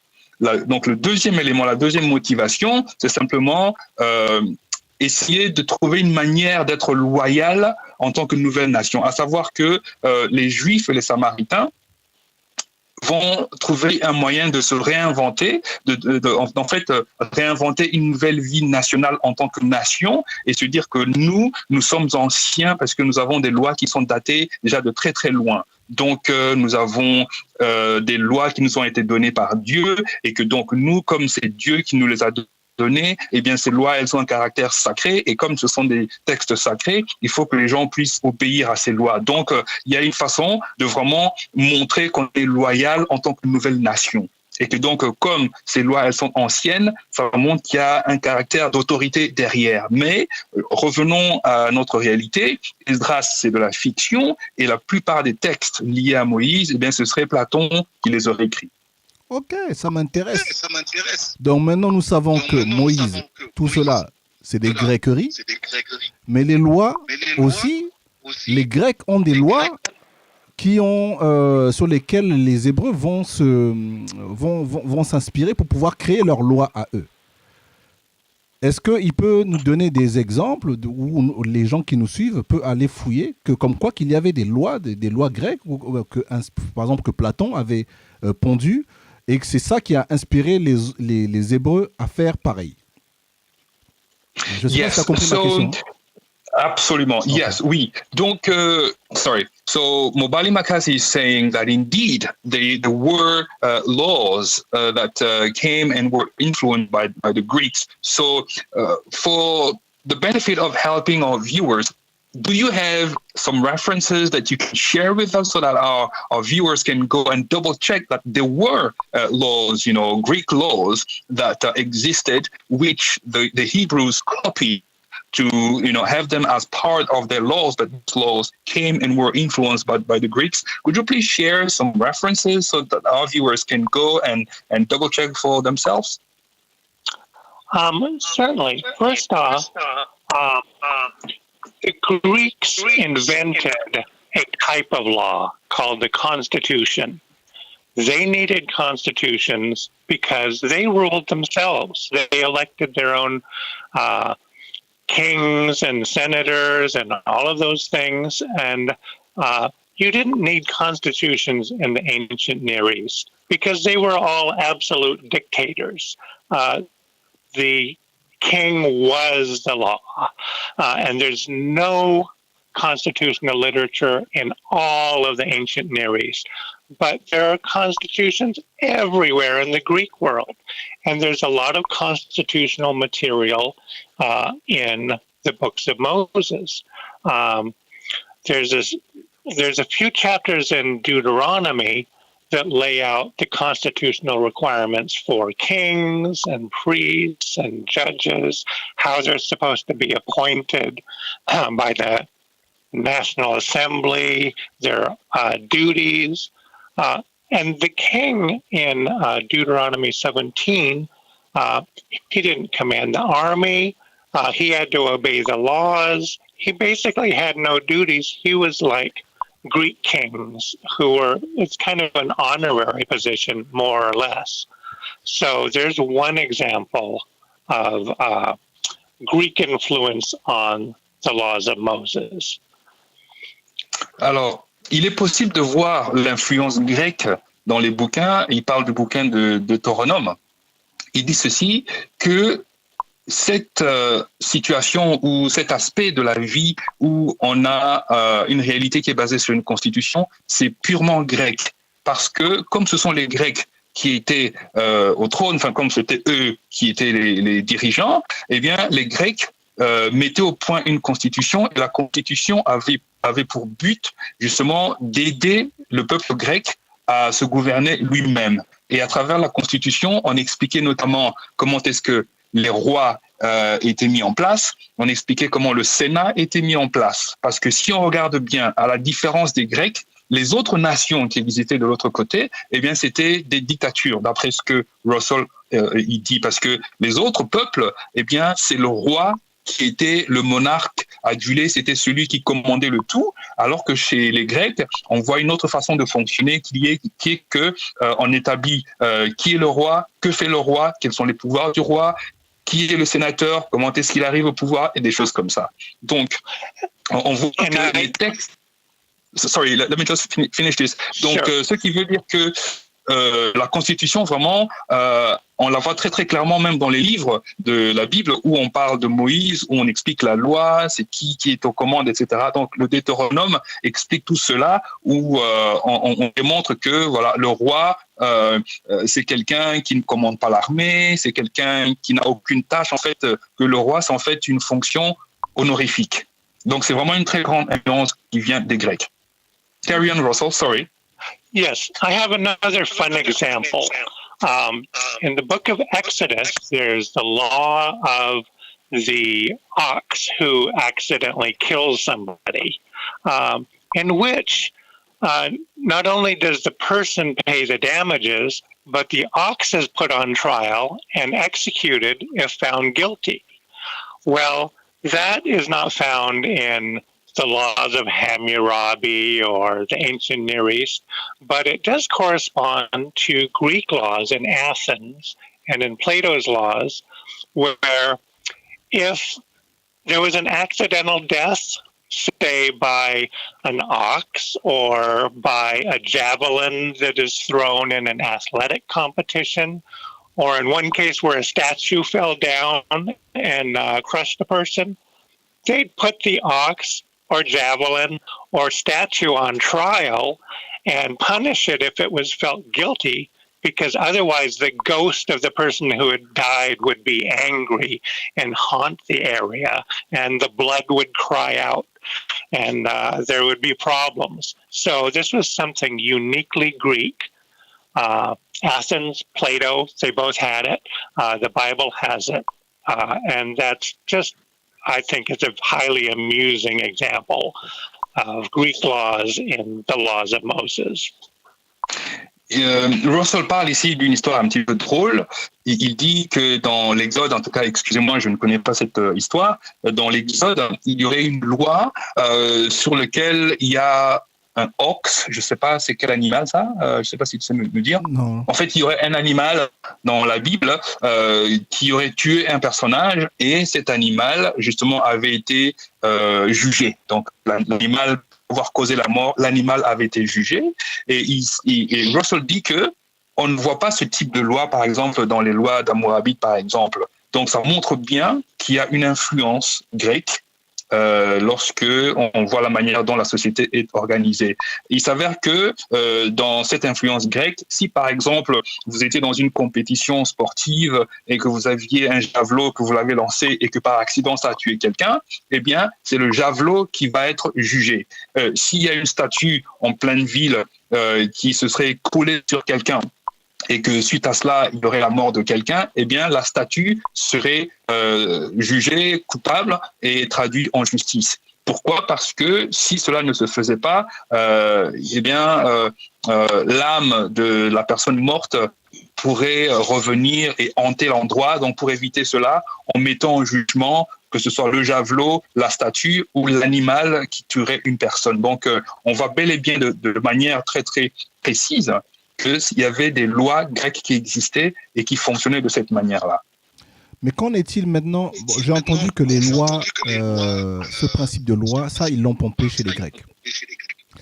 Qu'en est-il des 12 tribus? Parce que ici, c'est ça, Francis, lui, il y tient. Parce que lui, dans sa tête, hein, c'est un Bantou Congo. Hein, tu lui dis ça. Parce qu'il y a des gens qui sont dans les tribus d'Israël, tout cela, tout cela. Qu'en est-il de ça? Parce que moi, d'après sa littérature que j'ai lue, les 12 tribus aussi, c'est une invention grecque. Est-ce que tu peux nous dire un peu plus là-dessus? If we follow your logic, it means that since everything is fictional, can we rightly say, without doubt, that the 12 tribes of Israel, this is also fictional, because me, MOBALI, MAKASI, I come from Congo, I'm a Bantu from the Congo tribe. So can I rightly say that the 12 tribes of Israel is also fictional? Une invention des Grecs. This is invented by the Greeks. Many Greek nations were organized with 12 tribes, or sometimes with 6 tribes. And what this did is it let certain duties be rotated 1 month out of the year to each of the 12 tribes. And the new colonies or someone like Athens who reorganized themselves, they would create tribes on the spot. They would invent them. At Athens, they had a lottery where they had 500 names of potential ancestors that were submitted to the oracle at Delphi, and Delphi selected the names of the tribal ancestors. And I'm sure in the Bible, these 12 tribes of Israel were similarly invented and arbitrary. The tribes were for the purpose of military organization too, so that if you were in a certain region with a certain tribe, you would report by tribe and family and household, and that's how you would be organized in the army. It was very convenient, but it was fictional among the Greeks, and it was fictional among the Israelites as well. Ok, donc les 12 tribus d'Israël, c'était fictif, donc c'était de la fiction, que ce soit chez les Grecs ou que ce soit chez les Hébreux. Alors, on dit ceci, Russel est très très clair sur ce sujet. Il dit que beaucoup de nations grecques étaient organisées sur une base de 12 ou une base de 6. Donc, les Grecs s'organisaient en termes de 12 tribus ou de 6 tribus. Pourquoi ils le faisaient de cette manière? C'était pour pouvoir organiser la société. Donc, si on avait une société ou un groupe qui s'établissait, on les mettait en tribus de 12 ou 6, de sorte que les tâches que ces tribus devaient réaliser pouvaient faire une rotation, qu'il y avait une tournante qui se faisait entre chacune des tribus. Donc, on voit que chez les Grecs, chaque fois qu'une nouvelle colonie était établie, eh bien, on s'organisait, on s'arrangeait de sorte que chacune des tribus puisse faire une tournante dans les différentes tâches qui devaient être faites. Donc, on créait les tribus et on créait une organisation. Alors, on regarde par exemple que s'il faut parler des 12 tribus d'Israël, par exemple, Russel explique qu'il y avait une loterie qui était organisée autour de noms. Il parle qu'il y avait 500 noms qui étaient inventés de manière arbitraire, et c'est simplement qu'on les choisissait pour pouvoir établir l'ancestralité des personnages. Alors, il explique que la raison pour laquelle on organisait les sociétés en termes de tribus, c'était simplement pour avoir une organisation militaire qui était efficace. Parce que si on s'organisait militairement en termes de tribus, ça voulait dire qu'on savait que s'il y avait quelqu'un qui devait se reporter ou se soumettre à telle et telle personne, on savait très bien le rapport de commandement, qui était au-dessus de qui était en dessous. Donc, on s'organisait en fonction de tribus, on s'organisait en fonction de familles, et les Grecs avaient trouvé que cette manière de s'organiser, c'était une façon qui facilitait la vie, en fait. Mais revenons à la question, les 12 tribus d'Israël, c'est de la pure fiction, que ce soit bien chez les Grecs ou chez les Juifs. Ok, les amis. Donc, tous les... Bon, j'ai pas envie de dire ça parce que comme il y a un locoderne parmi nous. Mais tous ces gens-là qui se proclament, oui, de tribu de machin. Hein, moi, je suis de la tribu de Juda. Moi, tout cela, les amis, on sait que c'est des bêtises inventées par les Grecs. Tout cela, c'est des gréqueries. D'accord? Donc, nous, on n'a rien à voir avec ça. Maintenant qu'on sait que les histoires de tribus, tout cela, c'est de l'influence des Grecs. Maintenant qu'on sait que, comment on appelle ça? Les lois, tout cela, c'est une invention des Grecs. Moïse, tout cela, c'est une invention des Grecs. Je veux qu'il me confirme une chose. Est-ce que c'est documenté? Est-ce que il y a des documents qui montrent que Juda faisait partie d'Israël? Que tout cela c'était des tribus, quoi. Ça faisait partie du même truc. Ou c'était complètement séparé? C'est-à-dire, est-ce que tu saisis ma question? Est-ce que dans Absolument. la vraie vie, Juda et Israël, c'était ensemble ou c'était vraiment deux blocs séparés? Ils n'étaient pas ensemble. Yes. So we have established that the laws of Moses, this is fictional. We have, already covered that. So the question is there a sort of evidence or a reference that shows a documented truth that Judah was part of Israel? Are we able to say that Israel was one part and Judah was something else, or the two were connected?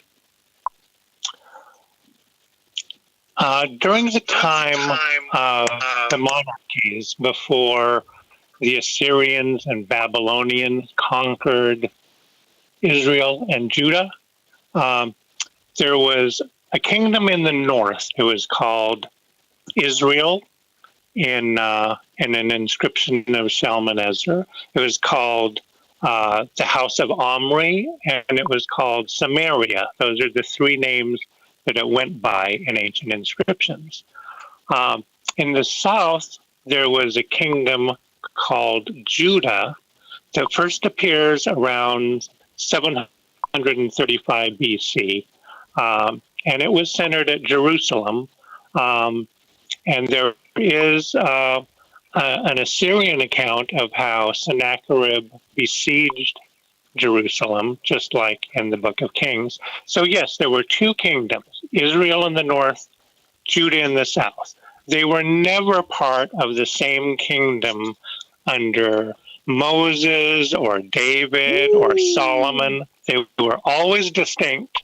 They both existed, but at some point when the books of Moses were written, the people from Samaria and Judah got together and said, hey, we both want these laws of Moses. Let's write a story where we're all from the same ancestor and we all got these sacred laws a long time ago. And we'll join forces for the purpose of this fictitious story and our ancient history.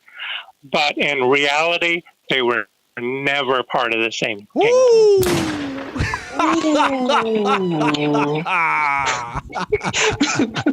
Les amis, je suis désolé pour les pasteurs qui sont là en mode, parce que je vous ai grillé, vous ne likez pas. Je suis désolé pour vous, vous allez souffrir aujourd'hui. Frère, tu peux traduire.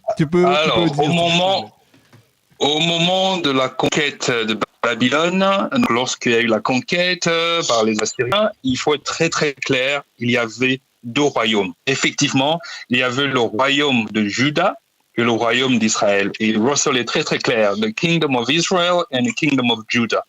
Et dans le sud, il y avait le royaume de Juda qui était en 735 BC. Et c'était un royaume qui était centré autour de Jérusalem. Et il y a même des histoires qui nous proviennent des Assyriens, et ça, c'est vraiment une évidence claire, que Juda et Israël n'étaient pas ensemble. Ça ne faisait pas partie d'un tout, que c'était des entités séparées. Donc, il n'y avait pas de Salomon, il n'y avait pas de David, tout ça, c'est de la fiction. Il faut savoir simplement ceci, qu'à un moment donné, les deux royaumes, de Juda et d'Israël, se sont dit « Hey, si on se mettait ensemble, ce serait pas mieux? Si on se met ensemble, on aura plus de force et on va pouvoir maintenant créer cette histoire qui a été créée. Mais au départ, c'était deux entités séparées qui simplement ont vu l'intérêt de se mettre ensemble pour créer cette narration que nous connaissons. Mais en réalité, ils n'étaient jamais ensemble. Parfait. Excellent. Quand on regarde quand même la littérature de la Bible, quand on voit le style littéraire, ça ne peut pas être leur littérature, parce qu'il n'y a pas de précédent, il n'y a pas un avant ça. Sinon, le style littéraire, le fait qu'il y ait des versets, le fait qu'il y ait des canons, tout cela, c'est des gréqueries. Est-ce qu'il y a quelque chose dans leur littérature où ils écrivent, ils mettent des versets, chapitres, avec des canons? Est-ce que ça existe avant le contact avec les Grecs? Est-ce que ce style littéraire-là est connu? Parce que même chez les Égyptiens, il n'y a pas tout cela. Donc, est-ce qu'il peut me confirmer? Moi, c'est ce que je pense, mais ça se trouve que lui, il a des tuyaux. Yes, a very good question to you, Russell. You know, even when you look at the Bible, you look at the fact that things are written in a certain style. So you will have some verses and things of that nature. So is it possible to have old texts before the contact with the Greek where that same type of progression that goes from, you know, verses, chapters and things of that nature? Is there any place where we can find this? Because according to MOBALI MAKASI, all these are just signs of the Greek influence. Well, the Bible was not divided into chapters and verses until very late. That's a late artificial structure. But yes, there were some older documents that predated the Book of Moses.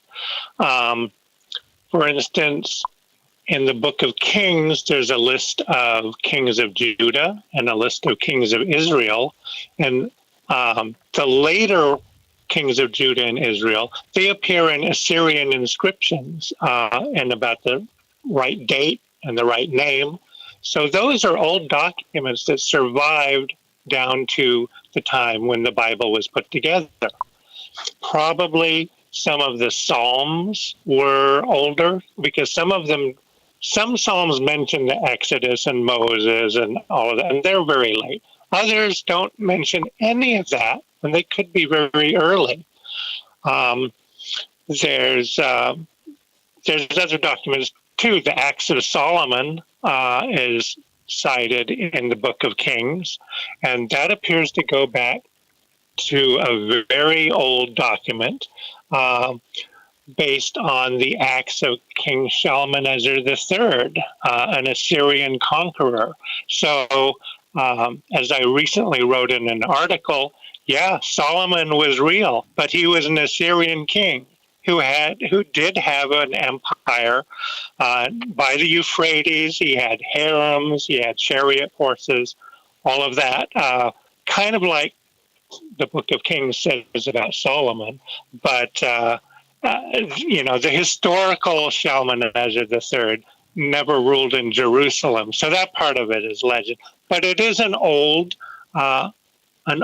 source document. So the old materials are, to me, as interesting as the new materials. But you have to be careful and identify and critically read these old sources. It's not all ancient stuff like the Bible itself claims. Okay. Il est important de faire très attention et que lorsque vous le lisez, que vous puissiez vraiment les lire et les étudier de manière critique, que ce soit bien les anciens textes que les nouveaux textes. Donc, Russell précise bien qu'il faut être très, très précis. Alors, répondant à la question de MOBALI MAKASI, il dit ceci: oui, effectivement, la Bible telle que nous la connaissons aujourd'hui, avec ses structures, chapitres, versets, etc., ça, ce sont des inventions qui sont arrivées beaucoup plus tard, c'est des structures qui arrivent beaucoup plus tardivement. Et il existe justement des anciens documents qui montrent des structures qui sont différentes. Par exemple, si vous regardez dans le livre The Book of Kings, donc dans les rois, dans la Bible, eh bien, dans le bouquin des rois, vous allez voir qu'on parle du royaume de Juda, on parle du royaume d'Israël, et il existe également des documents assyriens qui sont très très vieux, qui parlent par exemple des psaumes, comme nous les connaissons dans la Bible. Mais il faut savoir que le Salomon dont on parle dans ces textes assyriens, ça n'a rien à voir avec le roi Salomon qui est présenté dans la Bible. Donc on parle de Salomon en tant que roi assyrien. Et on regarde dans ce document que le Salomon dont on parle, effectivement, c'était un roi, mais assyrien, et pas un roi des Juifs. Et c'était un roi qui avait son empire, qui avait des chariots, qui avait des chevaux, exactement comme le roi, le soi-disant Salomon juif. Mais en fait, non, on parle du roi Salomon assyrien, avec son empire, ses chariots, ses chevaux, etc. Donc, il faut vraiment pouvoir analyser les choses de manière historique, hein, et que donc c'est cette analyse très très pointue qui va permettre qu'on puisse comprendre la réalité. Dis à Russel, juste pour moi, pour ma documentation personnelle, a-t-il le nom de ce fameux Salomon là? Parce que maintenant il y a deux Salomons, mais l'autre Salomon là, assyrien là, c'est quoi le texte, ou je ne sais pas comment je fais pour le trouver? So the question to you is, since we have established that there's the fictitious Solomon in the Bible, and then the Solomon, the king in Assyria, is there a way to find his real name? That's first of all. Is there any reference, a document? And then first of all, is it possible to know his name? And then second, where can we find information about that Assyrian king? King Shalmaneser III was Solomon he was III. the first Assyrian conqueror who established a kingdom on the other side of the Euphrates, between the Euphrates and down towards Israel. He has all sorts of inscriptions. Several of the inscriptions talk about the acts of Shalmaneser.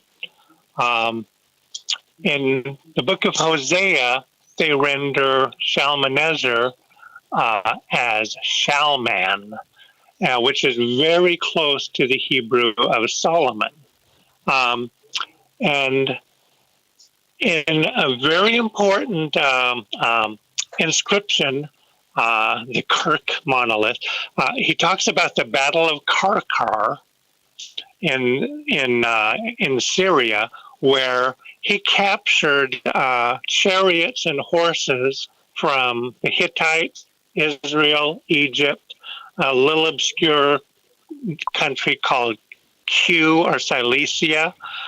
Well, the Acts of Solomon in the Bible also talks about Solomon getting chariots and horses from these same countries. So that is definitely taken right out of an Assyrian inscription. The list of kings are the same, but they weren't horse traders. It was a battle, and the horses and chariots were seized by the victorious side in that war. But some of the details come through and really show that the biblical Solomon is based on an Assyrian king, Shalmaneser. So you say his name is Shalmaneser, you said? Yes. Shalmaneser. OK. Donc, le roi dont on parle ici, à savoir le vrai Salomon, si je peux l'appeler comme ça, eh bien, il s'appellerait Shalmaneser. Et il s'avère que c'est donc un roi assyrien, un empereur assyrien, et son territoire, ce serait l'Euphrate et jusqu'au niveau d'Israël. Il s'avère que ce fameux personnage est connu. Il y avait une grande bataille. Il parle ici de la bataille de Karkar. Dans cette bataille, eh bien, qu'est-ce qui se passait? La partie victorieuse, donc les personnes qui gagnaient, eh bien, ils capturaient l'armée adverse, et ils capturaient donc les chariots, ils capturaient les chevaux également. Et cette bataille, c'était une bataille contre les Hittites, et c'était également une bataille contre les Égyptiens. Et il se trouve que dans la Bible, on parle également d'une bataille dans laquelle il y a la partie victorieuse. Donc, l'armée qui avait gagné, eh bien, elle avait capturé les chariots et les chevaux, eh bien, cet épisode qu'on retrouve dans la Bible, eh bien, c'est simplement des histoires assyriennes parce que c'est là l'origine de cette bataille où le roi qui était victorieux, ben, il capturait la partie adverse. Mais ce qui se fait dans la Bible, c'est simplement basé sur ce fameux roi Shalmaneser. Ok. Maintenant qu'on a le nom du roi, donc les gens vont aller faire leur recherche. On a parlé tout à l'heure de Hécaté. Hécaté, dans les amis, vous allez rechercher, hein, vous allez chercher concernant Hécaté. J'ai envie de savoir quelle est la source d'Hécaté. Est-ce que lorsque Hécaté mentionne cette histoire, il le sort de sa bouche ou il y a encore une autre source, ou il l'a entendu d'une autre personne? Et deuxièmement, qu'en est-il de Bérosos? Allô, je suis encore là? Oui, toujours, oui. Voilà. Donc, okay. Je ne sais pas si tu as entendu, concernant Hécaté, voilà, oui. on a parlé d'Hécaté, serait le premier à sortir le nom de Moïse, mais est-ce que lui, c'est un truc, il est contemporain de l'histoire, ou lui, il l'a entendu de quelqu'un d'autre? Donc ça, c'est ma question. Et deuxièmement, une fois qu'il va répondre à ça, qu'en est-il de Bérosos? Parce que ça, c'est pour la partie Moïse. Mais qu'en est-il de Bérosos, qui lui se retrouve du côté de la Mésopotamie? Et enfin, j'ai pas envie de spoiler, mais qu'en est-il de Bérosos? Okay. One question with two parts. We have established that there was a Greek origin of the story of Moses, and there's this person known as Hecatius, who's the source of the story of Moses. The question is, where does Hecatius take that story from? So that's the first part of the question. And the second part is, what would you say? Juste pour compléter, pour encore éclaircir. Donc lui, il la tire d'où? Quelle est la source? Est-ce qu'il y a une source antérieure à ça, ou bien il est contemporain et il raconte? Yes. So MOBALI, just completing the question here, he says, where does he get that source from? Is he a contemporary of Moses, or there's something much older than that? And then the second point is, he would like you to tell a little bit more about this character that I'm not familiar with, called Bérosos. I really don't know if you know who he's referring to. Bérosus, plus en français. Bérosus, en français. Bérosus.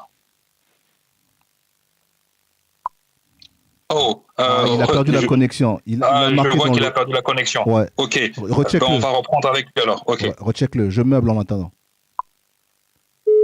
Les amis, je suis obligé de meubler parce que là, il a perdu la connexion, donc il va revenir. Donc maintenant, les amis, il faut retenir les noms. Allez sur Internet ou je ne sais pas, à la librairie ou à la bibliothèque pour aller compléter vos recherches. Ici, je vous donne juste des clés. D'accord, des clés pour vous-même après faire vos recherches. C'est pas ici, on n'est pas là pour vous convaincre. On est là pour apprendre et puis après compléter en faisant nos propres recherches. Donc ici, il y a le nom de Bérosus. Donc j'appelle pour vous d'abord. B-E-R-O-2-S-U-S. Donc c'est la deuxième personne. Et l'autre personne, j'en ai parlé, c'est lui qui est le premier à sortir le nom de Moïse. Il s'appelle Hécaté d'Abder. Donc ça, allez chercher tout à l'heure. Faites vos recherches. J'attends qu'ils reviennent.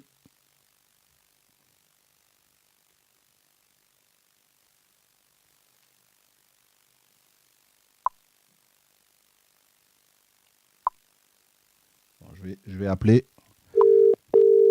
Donc ceux qui cherchent le livre, ils sont là. Alors Bérosus, j'appelle pour vous. B-E-R-O-2-S-U-S. Hi, can you hear me now? Yes, I can hear you. We lost the connection, yes. So we're having a conversation, and I don't know if you heard the question, or can I, ask it to you again? Please repeat it. I don't think I heard it. Yes, the question that MOBALI MAKASI puts forward is that, so we established that there was a Greek origin of the story of Moses, that this person called Hecatius is the one behind the story of Moses. The question MOBALI MAKASI is asking you is, which source did Hecatius use? Was he a contemporary during that time, or there's an older source, something much older, that he referred to? So that's the first part of the question. And then the second question, what is it that you could tell us about this person called as Berosus? Yes, Hecataeus, he migrated to Egypt under the first King Ptolemy, who was one of Alexander's generals. And his various stories of the Egyptians colonizing the whole world, that was all basically Egyptian propaganda that they made up. They wanted to aggrandize themselves and make them more important.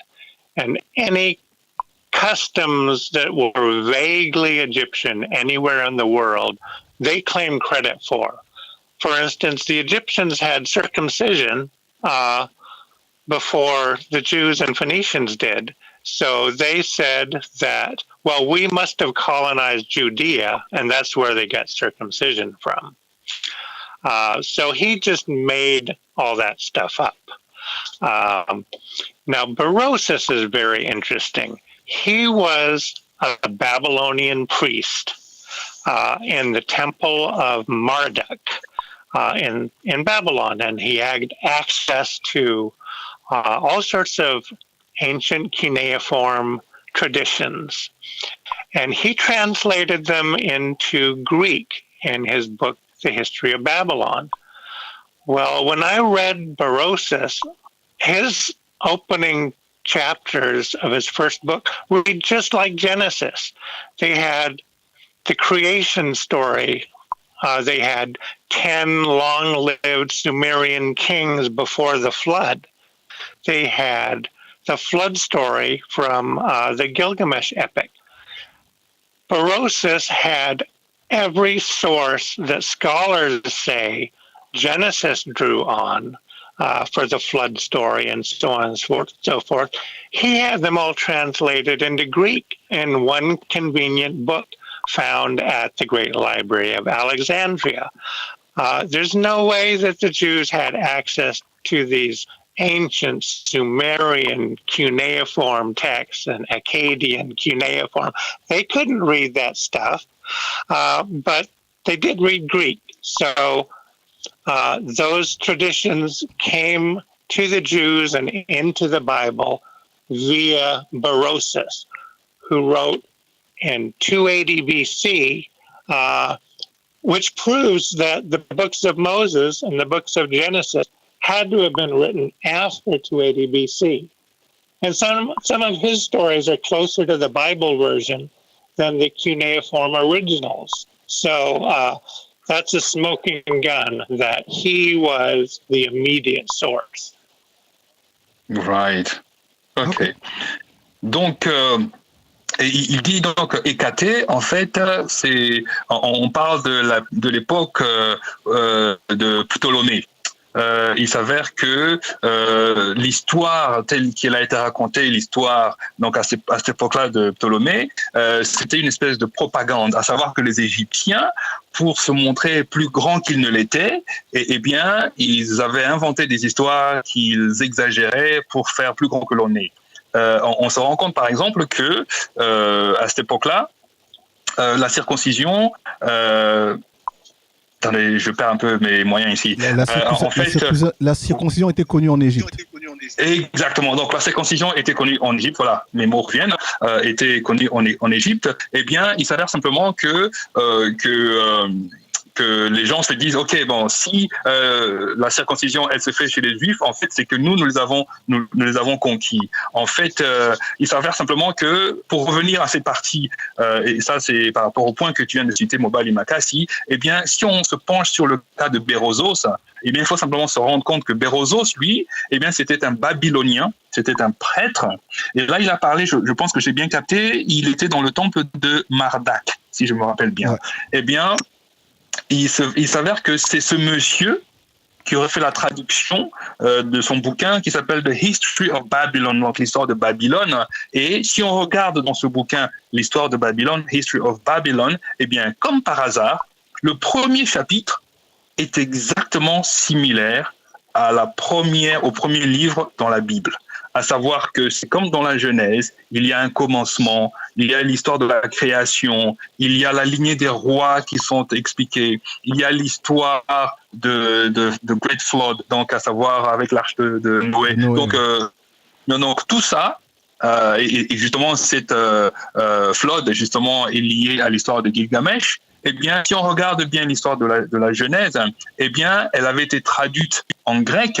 Eh bien, on peut attribuer que cela, eh bien, ce serait Berossos qui serait à la base de ça, parce que il n'y a aucune preuve que les Juifs pouvaient lire les textes anciens. Les Juifs pouvaient lire le grec, mais ils ne pouvaient pas lire les textes anciens. Donc, ce qui veut dire qu'on attribuerait à Berossos, justement, le fait que cette tradition, cette histoire serait connue, donc à savoir l'histoire de Moïse, etc. Parce que Berossos, c'est l'époque 280 BC. Donc, on suspecte que c'est ce monsieur Berossos qui est à la base de cette histoire. D'accord.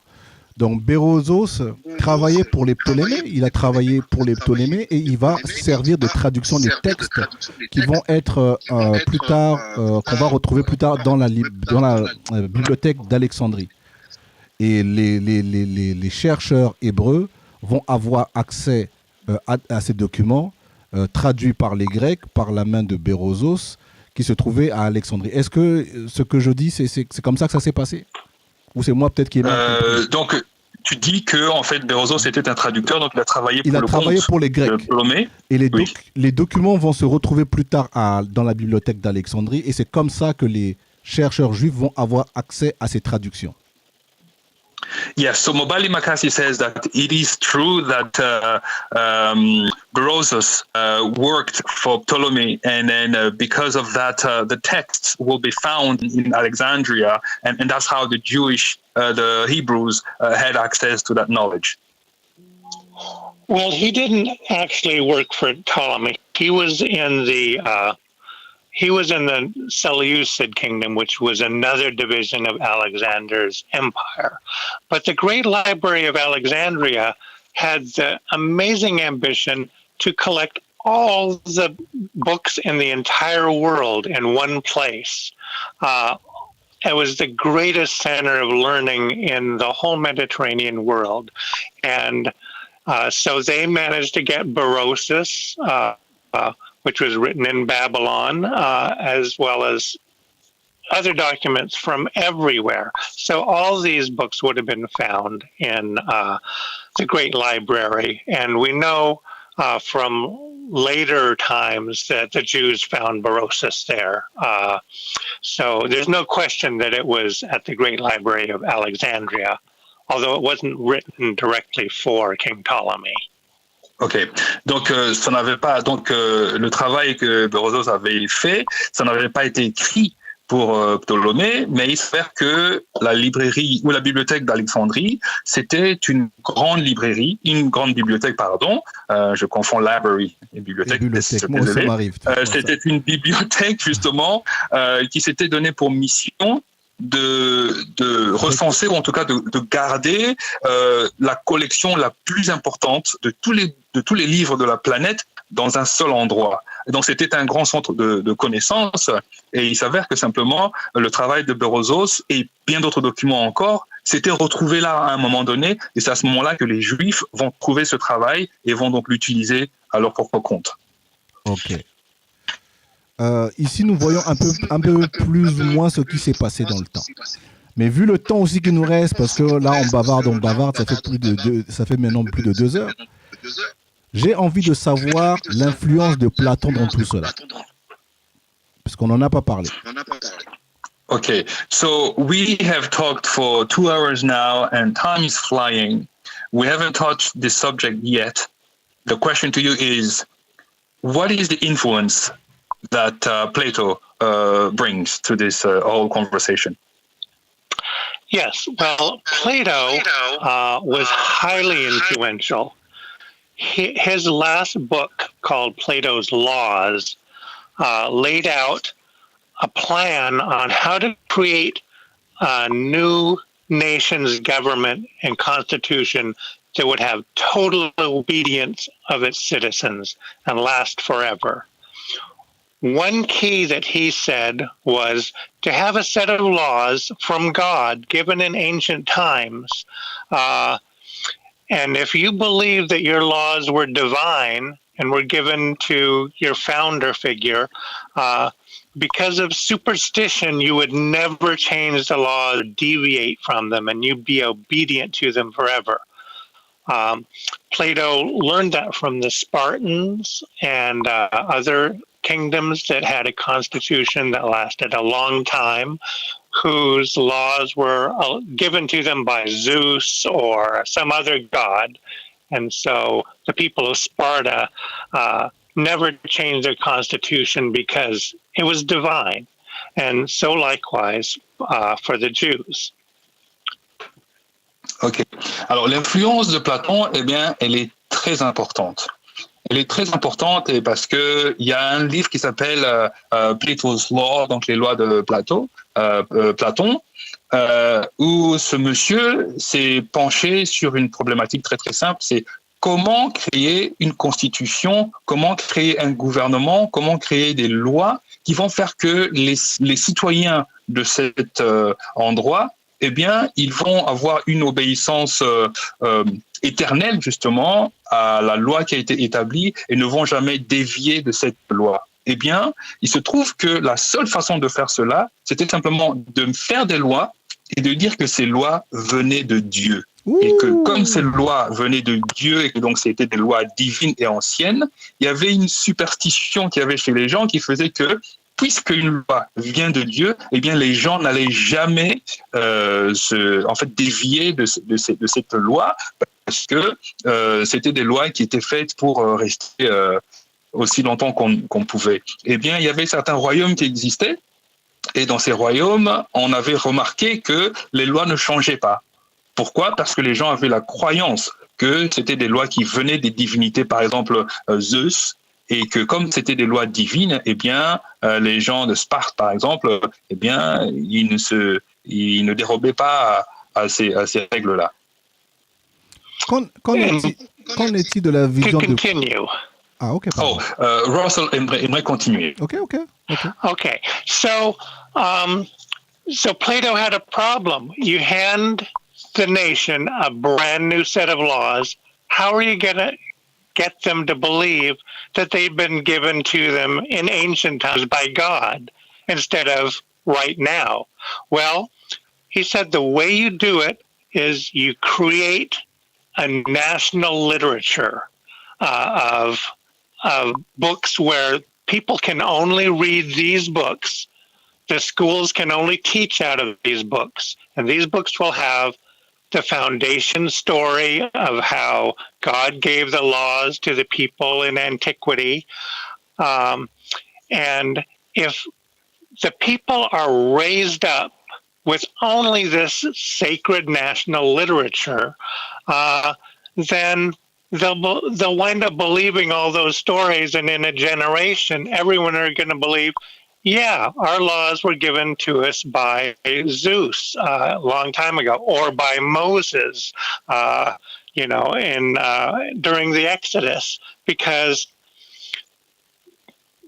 the people only read the Bible. That's where they get all their information from, and so they have to believe those stories, and they get indoctrinated from birth to believe that these fictional stories are the truth.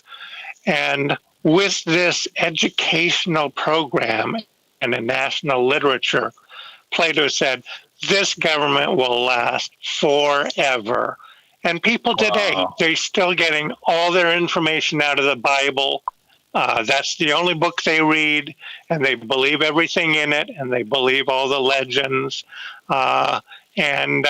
So 2,000 years later, we still have that government that was established according to the program that Plato laid out. Wow. Basically, he was creating a belief system in a set of books, and it worked. Ok. Donc, fais-nous mal.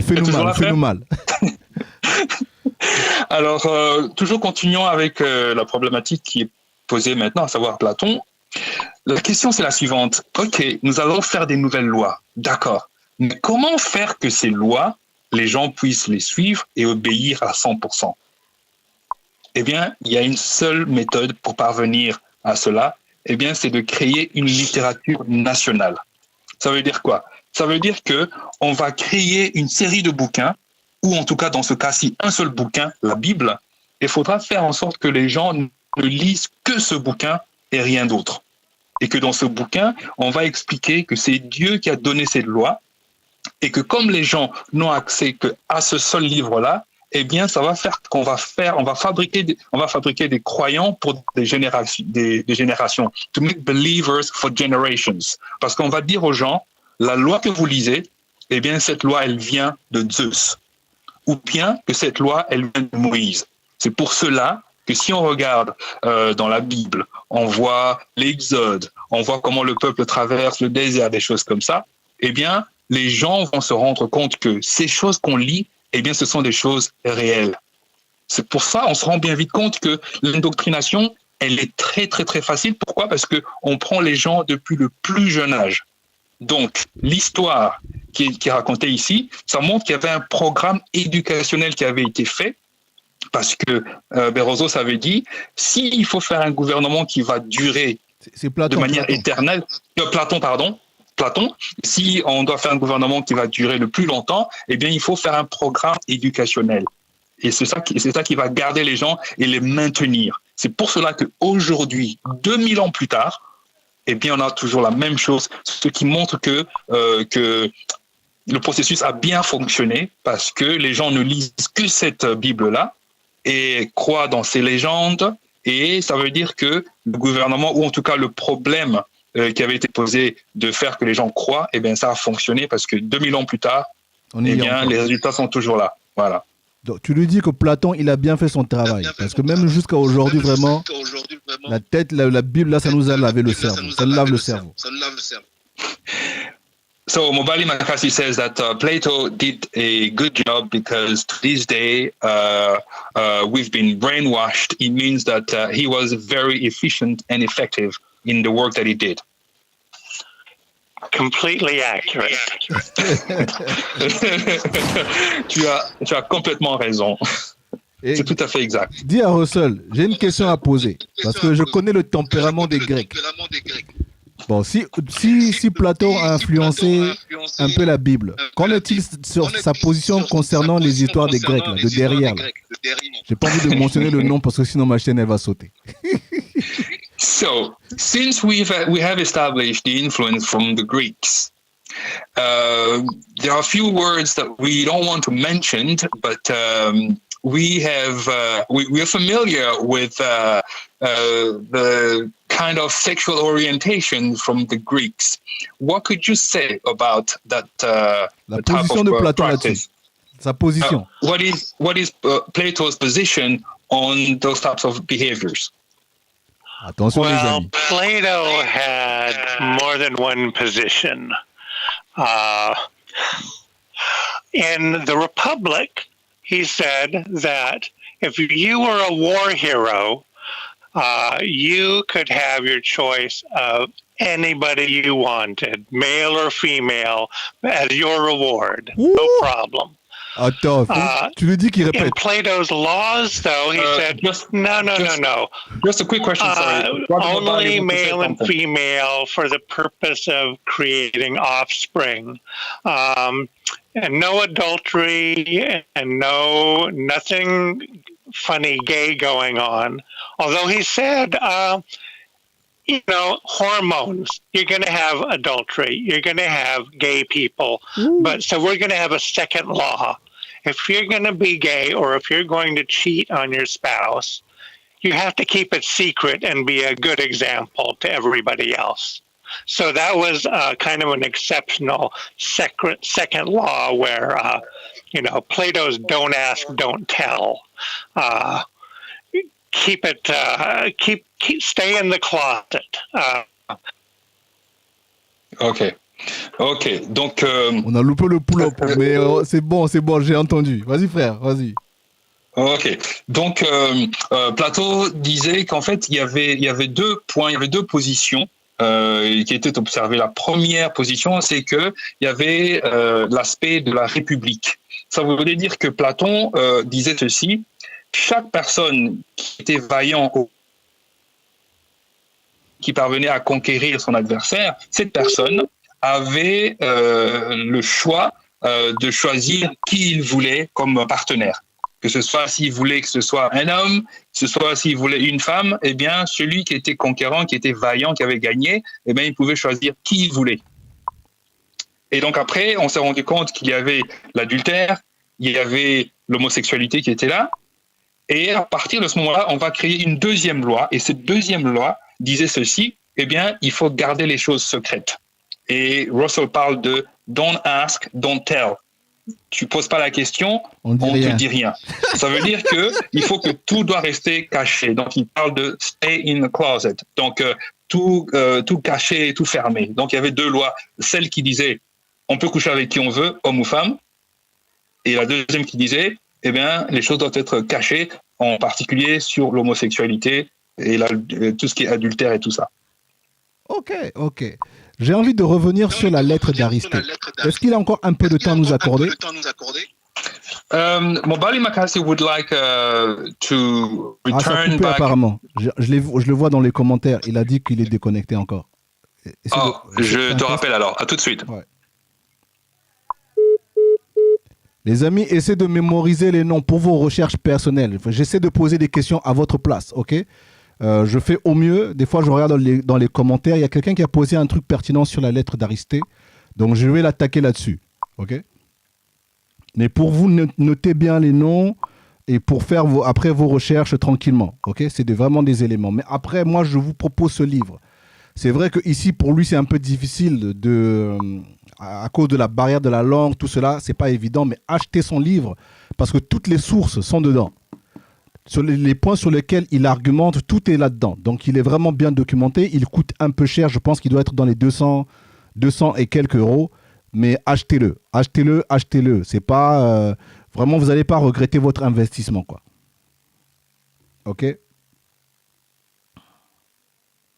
On va attendre qu'il me rappelle. Et après, je vais l'attaquer sur la lettre de Bérozo, sur la lettre d'Aristée. Parce que, en fait, cette lettre, c'est la seule lettre qui parle de la Septante, de la rédaction de la Septante. Nous n'avons pas encore autre chose. Mais cette lettre, en fait, elle n'est pas vraie. Il y a un terme grec, en fait, pour dire que cette lettre, en fait, l'auteur est inconnu. Donc, ce n'est pas une source fiable. Mais c'est la seule source que nous avons. Donc, je vais lui poser la question là-dessus. Okay. J'attends qu'il revienne. Le frère ou la sœur qui a posé la question sur la lettre d'Aristée est excellent.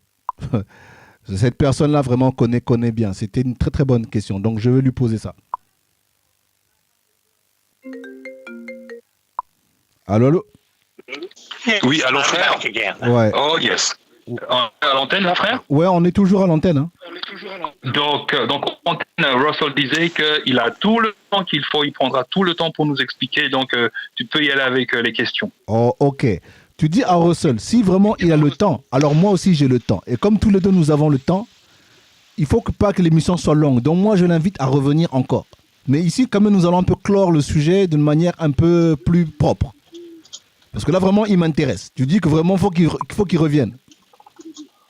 Yes. So MOBALI MAKASI says that since you have time and that he has got time, he says this, that he would like you to come back again because we don't want to have a very longer show, but he would like you to come back again and then bring us the knowledge that you have, displayed in your books. Anytime, I'd be delighted to. Parfait. Quand tu veux, frère, il va être ravi de revenir quand tu veux. Excellent, excellent. Mais voici la question de Francis. Maintenant, MOBALI, il pose la question de Francis. Tu lui dis, Francis revient. So now Francis comes back and he's going to call. He was going to ask you a very middle of the road kind of question. Vas-y, Mobali. I hope I didn't scare him the first time. Il espère qu'il t'a pas fait peur la première fois. Ok, bon, Russel, tu fais le malin. Moi, j'ai lu ton livre, tout cela. Tu nous as dit que oui, les prêtres... Les prêtres sont venus écrire la Septante, ils étaient 70. Mais tout cela, c'est dans la lettre d'Aristée. Mais la lettre d'Aristée, c'est pas un document. Attends, le vrai terme, il y a un frère qui a marqué ça tout à l'heure. Donnez-moi un instant. Parce que j'ai perdu le terme en grec. Je pense que c'est pseudépigraphe. Mais après, de mémoire. Hein. Voilà, c'est pseudopigraphe. Mais en anglais, je ne sais pas comment ça se prononce. Donc, c'est-à-dire que l'auteur n'est pas Aristée. C'est un inconnu qui a écrit cette lettre. Et c'est la seule source que nous avons. Qu'est-ce qu'il en dit, lui, par rapport à cette lettre? So, going back to Icatius, MOBALI MAKASI would like you to comment on the fact. This is not MOBALI MAKASI asking the question, by the way. This is Francis who's asking the question. He says that Icatius... Attends, non, tu t'es trompé, frère. Là, c'est concernant la Septante. Et lui, il nous a dit que la Septante, c'est des prêtres, les 70 prêtres qui vont venir en Égypte. Mais la seule source qui en parle, c'est une lettre d'un certain Aristée. C'est la seule lettre. C'est-à-dire que c'est la seule lettre qui nous raconte comment la Septante, elle a été écrite. Mais le problème, c'est que l'auteur, là, Aristée, n'est pas le bon auteur. Yes. Et si ce n'est pas le bon auteur, bah donc ça ne peut pas être utilisé comme une source fiable. Et là, donc, je viens de mettre le frère Russel un peu dans les difficultés. Yes. So, according to what we were discussing before, so that the Septante, the 70, we talked about the fact that the priests were the ones who wrote it. But there's a particular letter. There's a particular letter that would be the origin of what we're talking about. So now the question that MOBALI MAKASI is saying to you, he says that if that letter from that person that is unknown, it means that we cannot use what was written by Icatius as something original. Pas Hécaté. La lettre d'Aristée. Aristée. Voilà. Aristée, sorry. Je ne sais même pas comment tu dis Aristée en anglais. Tu lui dis juste la lettre d'Aristée. Tu bricoles, tu lui diras. There's a letter of Aristée, but I'm not sure how to say that in English. I don't know if you're familiar with that letter. The letter of Erystius. Yes. Voilà. Erystius, yes. So MOBALI MAKASI is saying that that particular letter could not be considered as a good source because there's something else that was much older than that. Yes, the letter of Erystius. J'ai envie de couper parce que la traduction que tu as donnée, je pense qu'il y a des problèmes. Okay. Je valide pas. Tu lui dis je repose la question parce que j'ai senti que c'était pas très bien posé. Okay. Tu le préviens comme ça, il patiente. Okay, so just please be patient because MOBALI would like to rephrase the question again. Voilà. Donc je disais.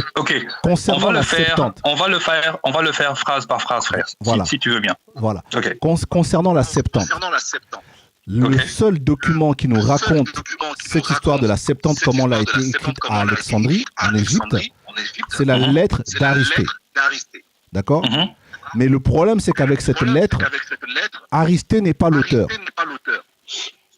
Donc, si ce n'est pas l'auteur, on ne sait pas qui l'a écrit. Et si nous ne savons pas qui l'a écrit, bah, du coup, ça ne peut pas être considéré comme une source parce que n'importe qui aurait pu écrire cette lettre, y compris même les Grecs eux-mêmes auraient pu écrire cette lettre ou même les Juifs eux-mêmes auraient pu inventer cette histoire. Parce que lui aussi, il se base là-dessus pour pouvoir nous raconter comment la Bible elle a été écrite. Donc maintenant, quelle est sa position là-dessus? Frère, est-ce que tu as un peu compris? Sinon, je répète encore. Yeah. Oui, okay. So MOBALI MAKASI says, so we have established that according to what we have as the information, the 70, that particular document was something where the origin is from Aristée, right? Yes. The question that MOBALI MAKASI is saying that Aristée wasn't the author, which means that that particular document could have been written by anybody. And because it could have been written by anybody, it means that that source is not a viable source. So what could you say about this? Because according to MOBALI MAKASI, anybody could have been the author of that famous letter from Aristée. Yes, the Letter of Erystius is it's fictional. It was written from internal evidence. You can date it to about 150 BC. That's 100 years after the Septuagint, and it was probably written by a Jewish scholar living in Alexandria by the name of Aristobulus. Now, Aristobulus did research in the Great Library of Alexandria. He knew all about the history and customs of the early Ptolemies, and he gave this legend of how there were 70 Jewish scholars who came from Jerusalem to Alexandria to translate the books of Moses from Hebrew into Greek. Now, that was legend, but if you read it critically, there are some facts inside the legend. The most important facts that we know about the Septuagint translation probably came from the manuscript itself. For every scroll in the library, there was a tag, like a book cover, that said the date, the author, some circumstances in which the book was written. That information was also found in the card catalog. The Great Library of Alexandria invented library science, and they had a book with listed all the books in the library with biographical information and when it was written, who wrote it. So he would have known that information from the library catalog. And it would have said it was written during the time of Ptolemy II Philadelphus, and that it was authored by the Septuagint, the 70. Well, who were these 70? The word 70 comes, it was a name for the Jewish Senate. And basically what it's saying is that the Jewish Senate authored the books of Moses, and were in control of its translation. That is the central historical fact behind the legend. And these authors of the books of Moses, they would have wanted to obscure or hide their authorial role, because if they acknowledged that they wrote the books of Moses, then that wasn't an ancient document, was it? So they were happy to say that they were just translators. They weren't the authors. And that's information that's come down through time. So, yes, you can't accept the Letter of Erystius as straightforward truth, just like you can't accept the Old Testament as straightforward truth. You have to read them critically and scientifically and find out what's factual and what's fiction. But there is a historical core that is found in the Letter of Erystius that we can accept. Ok. Donc, pour répondre à ta question, frère, il est évident que tu as tout à fait raison. Tu as tout à fait raison que on regarde chez les grands savants vers 150 BC, il y a un personnage qui s'appelle Aristobulus, qui serait connu dans la question qu'on pose maintenant. Il s'avère que ce monsieur Aristobulus connaissait l'histoire de Ptolémée, et il y a une légende qui a été écrite. Bien que c'est une légende, mais il y a des éléments factuels qui sont contenus dedans. Qu'est-ce qu'il faut savoir? Il faut savoir que dans la légende, eh bien, on dit qu'il y aurait 70 chercheurs ou savants juifs qui seraient venus à Alexandrie, et ils seraient venus à Alexandrie pour traduire le bouquin, qui seraient venus pour traduire les livres de Moïse. Eh bien, malgré que ceci est une légende, mais il y a des faits importants. Quels sont les faits importants à savoir sur la Septante? Eh bien, dans ce manuscrit lui-même qui avait été traduit, on voit que dans chacun des manuscrits, il y a des tags. Et donc, dans ces tags, on voit la date où le document a été écrit, on voit l'auteur du livre, on voit les circonstances qui ont permis, ou en tout cas facilité, que ce fameux manuscrit soit en fait écrit. Alors, qu'est-ce qu'il faut savoir? Il faut savoir que dans la grande bibliothèque d'Alexandrie, tous les livres qui étaient présents étaient en fait collectionnés dans un listing. En fait, il y avait un document qui en fait répertoriait tous les documents qui étaient présents dans la bibliothèque. Dans la bibliothèque, voilà, c'est ça. Donc, ce qui veut dire que quand on parle dans la question de la Septante, eh bien, on doit se poser la question, c'était qui la Septante? Eh bien, le nom, la Septante, c'était le nom qu'on donnait au Sénat juif. Ouh. Et c'est ce Sénat juif qui est l'auteur, qui est celui qui a écrit les livres de Moïse. Donc, on se rend bien vite compte que qu'est-ce que ce Sénat juif avait fait? Ce Sénat juif avait décidé d'obscurcir, en tout cas de cacher le rôle, que c'était eux qui étaient les auteurs de ce livre. Alors, ils se sont présentés comme des gens qui étaient des traducteurs, alors que ce sont eux qui l'ont écrit, mais ils se sont dit, si on dit que c'est nous qui les avons écrits, ça va créer des problèmes. Alors, on va se présenter comme ceux qui ont traduit ce document. Alors qu'à la base, la réalité, c'est que c'est eux qui les ont écrites. Ok, je comprends plus l'histoire. Franchement, Thibaut, merci d'avoir existé. Parce que même quand j'ai lu le livre, tu sais, avec l'anglais là, des fois, mon pote, c'est difficile. Hein. Cette partie-là n'était pas très claire. Alors, justement, je termine ce que Russel disait. Il disait qu'on peut regarder dans le Nouveau Testament, on peut regarder dans l'Ancien Testament, eh bien, il n'y a pas la vérité derrière. Il n'y a pas des choses qu'on peut vérifier scientifiquement. Évidemment qu'il y a un élément historique qui est là, donc c'est ce que lui appelle historical core. Évidemment que la Septante, c'est réel, mais il n'y a pas des éléments scientifiques évidents que l'on peut retrouver. Donc voilà ce qu'il disait pour vraiment terminer. Ok. Est-ce que nous avons des sources écrites de ce que a raconté Hécaté concernant Moïse, ou la seule source que nous avons, c'est celle de Manéthon, parce que c'est Manéthon qui en parle, et après c'est repris par comment il s'appelle, par Josephus. MOBALI MAKASI is asking, based on what Hecataeus wrote, do we have evidence on what he wrote?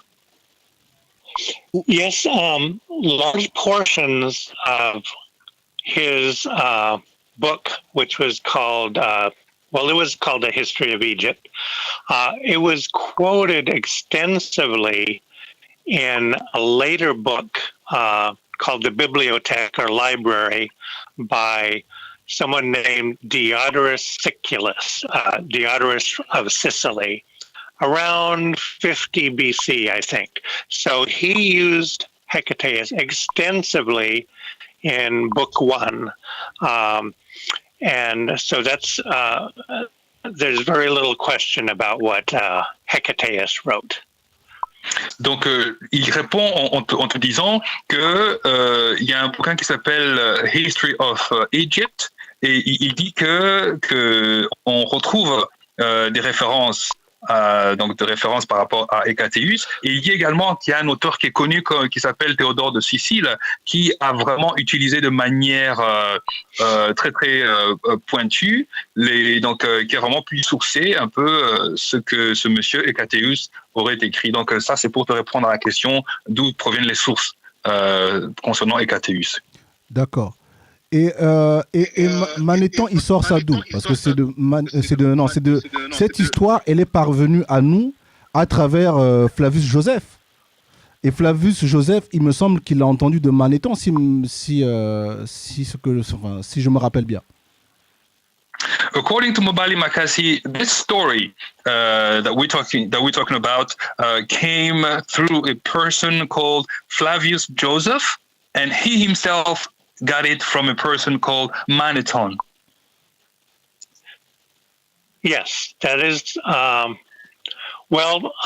Josephus, who wrote A History of the Jews, he did quote from Manetho in a book that he wrote called Against Apion. Anyway, so Manetho lived a little bit after the time of Hecataeus. He had a different version of the Exodus story than Hecataeus. Manetho wrote about some Egyptian traditions, how the people of Judea had been they were the Hyksos who were atheists and destroyed the gods of Egypt and were sent into Judea, and they founded Jerusalem. And then they came back again, and there was another bad period of history under a person named Osarseph, who was he was priest of Seth Typhon, the god of destruction, and he led a band of lepers, and they were expelled back into Judea. And Manetho said that some people in his day said this bad guy Osarseph was the same as Moses, who had been written about by this earlier Hecataeus. So Manetho, as quoted by Josephus, had a very negative account of the origin of the Jews as being expelled from Egypt. And the Exodus story responds against that. They said, we weren't the bad guys, the Egyptians were. They attacked our God, they murdered our children, and we wanted to leave peacefully, and they wouldn't let us go. So they turned everything on its head. And Manetho wrote about 285 BC. He's another source behind the Moses story, a little different from Hecataeus, who was very, very favorable towards Moses. Manetho was negative, and the Exodus story was very defensive against these anti-Semitic, hateful comments about the Jews and their Moses and their laws. And so that's another important biblical source. Manetho, by the way, he was an Egyptian priest. He was probably of mixed Middle Eastern and African descent. So we have all sorts of different Greeks and Babylonians and possibly Africans who are sources behind our books of Moses.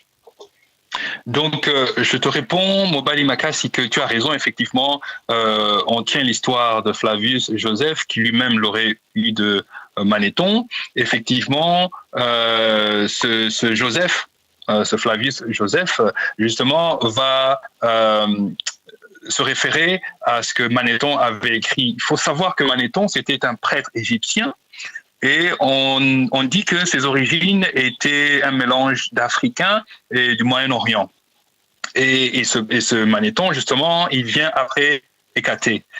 Qu'est-ce qu'il faut savoir? Il faut savoir que ce Manéthon, il va écrire une version de la Bible, une version de l'Exode qui va être complètement différente de celle que nous connaissons dans la Bible. Il dit que ce Manéthon va écrire sur les Égyptiens et leurs traditions. Il va écrire sur les Hyksos. Il va notamment peindre le côté de ces personnes qui sont des athées. Il va également parler comment est-ce que les lépreux à cette époque-là vont être chassés du royaume, mais il va également écrire sur Moses. Alors ce qui est important de noter par rapport à Manéthon, c'est qu'il va écrire l'histoire des Juifs, mais il va dresser un portrait négatif des Juifs. Et on se rend compte que dans la Bible, on montre les Égyptiens comme les méchants et les Juifs les gentils, alors que dans la version de Manéthon, eh bien c'est l'opposé. À savoir que ce sont les Juifs qui sont les mauvais, mais les Égyptiens qui sont les bons. Donc, Russel, il raconte comment est-ce que l'histoire a été inversée, et on se rend compte que c'est vrai que Manéthon, on pourrait le taxer d'antisémite, mais dans sa version à lui, c'est comme ça qu'on voit les choses. Et cette réalité-là, elle a été inversée dans la Bible que nous connaissons, où c'est les Égyptiens qui sont les mauvais et les Juifs les bons. D'accord. Donc ici, on va dire un peu les choses. La version la plus ancienne, celle qui est documentée, c'est les Hébreux qui sont les méchants et non les Égyptiens qui sont les méchants. Donc ce n'est que plus tard que tout cela s'inverse. Voilà. Ensuite, puisqu'on y est là, j'ai cru lire un passage dans son livre où il parle de ces Hébreux qui pratiquent le culte de Seth. Est-ce qu'il peut encore nous parler un peu de cette histoire? Je sais que dans le même récit de Manéthon, de Flavius Joseph, il en parle. Mais est-ce qu'il peut nous parler encore plus de ça, de cette histoire du culte de Seth qui est pratiqué chez les Hébreux, et même le culte de l'âne. Hein, l'âne, apparemment, c'est aussi trouvé dans les temples des Hébreux. Peut-il nous en parler un peu plus? Yes. So since we're talking about Manitou, the question to you is to do with the Hebrews. That according to MOBALI MAKASI, when he read your book, that there are passages or there are parts where you talk about the Hebrews having a sort of a celebration where they celebrate Seth. They celebrate Seth, but also that they celebrate the donkey. Yes, there were traditions that were anti-Semitic. It said that the Jewish God was really this Egyptian god, Seth Typhon, who is the god of chaos and destruction. And every once in a while, he would come back out of Syria and go into Egypt and destroy the gods and cause trouble, and then they'd have to be expelled again back into Judea and central Syria. So the anti-Semitic traditions arose in Egypt. That's where it started in the ancient world, and it started out with Manasseh, who said that some of the people in his day said that Moses was this wicked priest of Seth Typhon named Osir-Seth, and that the Jewish God was actually an ass or donkey in the temple, and that they sacrificed foreigners in a secret ceremony, and all sorts of stuff. And the Egyptian anti-Semitism spread to the Greeks and the Romans, and it was a very bad thing back then. And it led to Antiochus Epiphanes, who was a ruler in the north, the king of the north in the book of Daniel. He abolished the Jewish religion and set up a cult in the Jewish temple and destroyed scriptures in this outburst of anti-Semitism that claimed that the Jews worshipped a donkey god and all of that. But, none of that was historically true. The temple didn't have a statue of a donkey or anything else in it. They were, those were hateful lies back then, and nothing true to it. And that's a whole separate subject, the origins of persecutions of the Jews. Ok. Russell répond et il dit que il y a plein d'histoires sur ce sujet que tu poses, et ce sujet vraiment nécessite justement mais vraiment qu'on se mette dessus vraiment à fond. Donc ça c'est juste un petit à côté qu'il raconte. Et il dit que, et là je vais développer, il dit que toute l'histoire qui est en fait racontée, il y a rien de vrai à cela, mais tout ce qu'il faut savoir c'est que il y avait des traditions antisémites contre les Juifs et contre leur divinité, et notamment cette divinité qu'on appelle Seth. Seth, justement, qui était ce dieu qui était lié à la destruction, et que, d'après la traduction, eh bien, cette divinité reviendrait, et donc quand elle reviendrait de la Syrie, eh bien, elle retournerait en Égypte, et quand elle retournerait en Égypte, eh bien, le but, ce serait de venir détruire complètement tout. Alors, apparemment, d'après ce que Russel dit, qu'il y avait en fait un courant antisémite qui avait vu le jour en Égypte, et notamment on savait qu'à cette époque-là, on dépeignait, ou en tout cas on présentait Moïse comme un prêtre qui était mauvais, et que donc justement comme ce prêtre était mauvais, et que justement ces Juifs avait un dieu qui était représenté sous la forme d'un âne, et que en plus de cela, les Juifs faisaient des sacrifices humains de personnes étrangères. Et bien, il y avait un sentiment antisémite qui naissait en fait en Égypte et qui s'était même propagé vers les Grecs, il s'est propagé vers les Romains, et qu'à cette époque-là, il y avait même un monarque qui va justement abolir la religion juive parce que il était question de vraiment mettre de côté ce fameux culte de ce fameux dieu qui était représenté comme étant un âne. Mais d'après ce que Russel dit, eh bien tout cela n'est pas vrai, mais c'est vraiment un sujet qui nécessite mais vraiment une émission à part. Ok. Est-ce que pour terminer, peut-il nous brosser comment on peut dire ça, une chronologie pour qu'on situe un peu cette histoire-là? C'est-à-dire que je veux savoir cette histoire de Berossos, de Décaté, là, à peu près quelle année? Ensuite, comment on s'appelle? Berossos, qui est le prêtre qui va nous donner accès à la littérature qui va se retrouver dans la Mésopotamie, à peu près quelle année? La rédaction de la Septante, qui serait le premier document de la Bible, quoi, en fait, l'Ancien Testament, quelle année? Pour qu'on voit à peu près comment tout cela s'emboîte. Frère, t'es avec moi? Si tu n'as pas compris, je répète encore. Hein. Oui. Non. So, in order to conclude, oui, je sais, c'est très bon. So, in order to conclude now, is it possible to give us a sort of a chronological order of how everything got to work and mix together?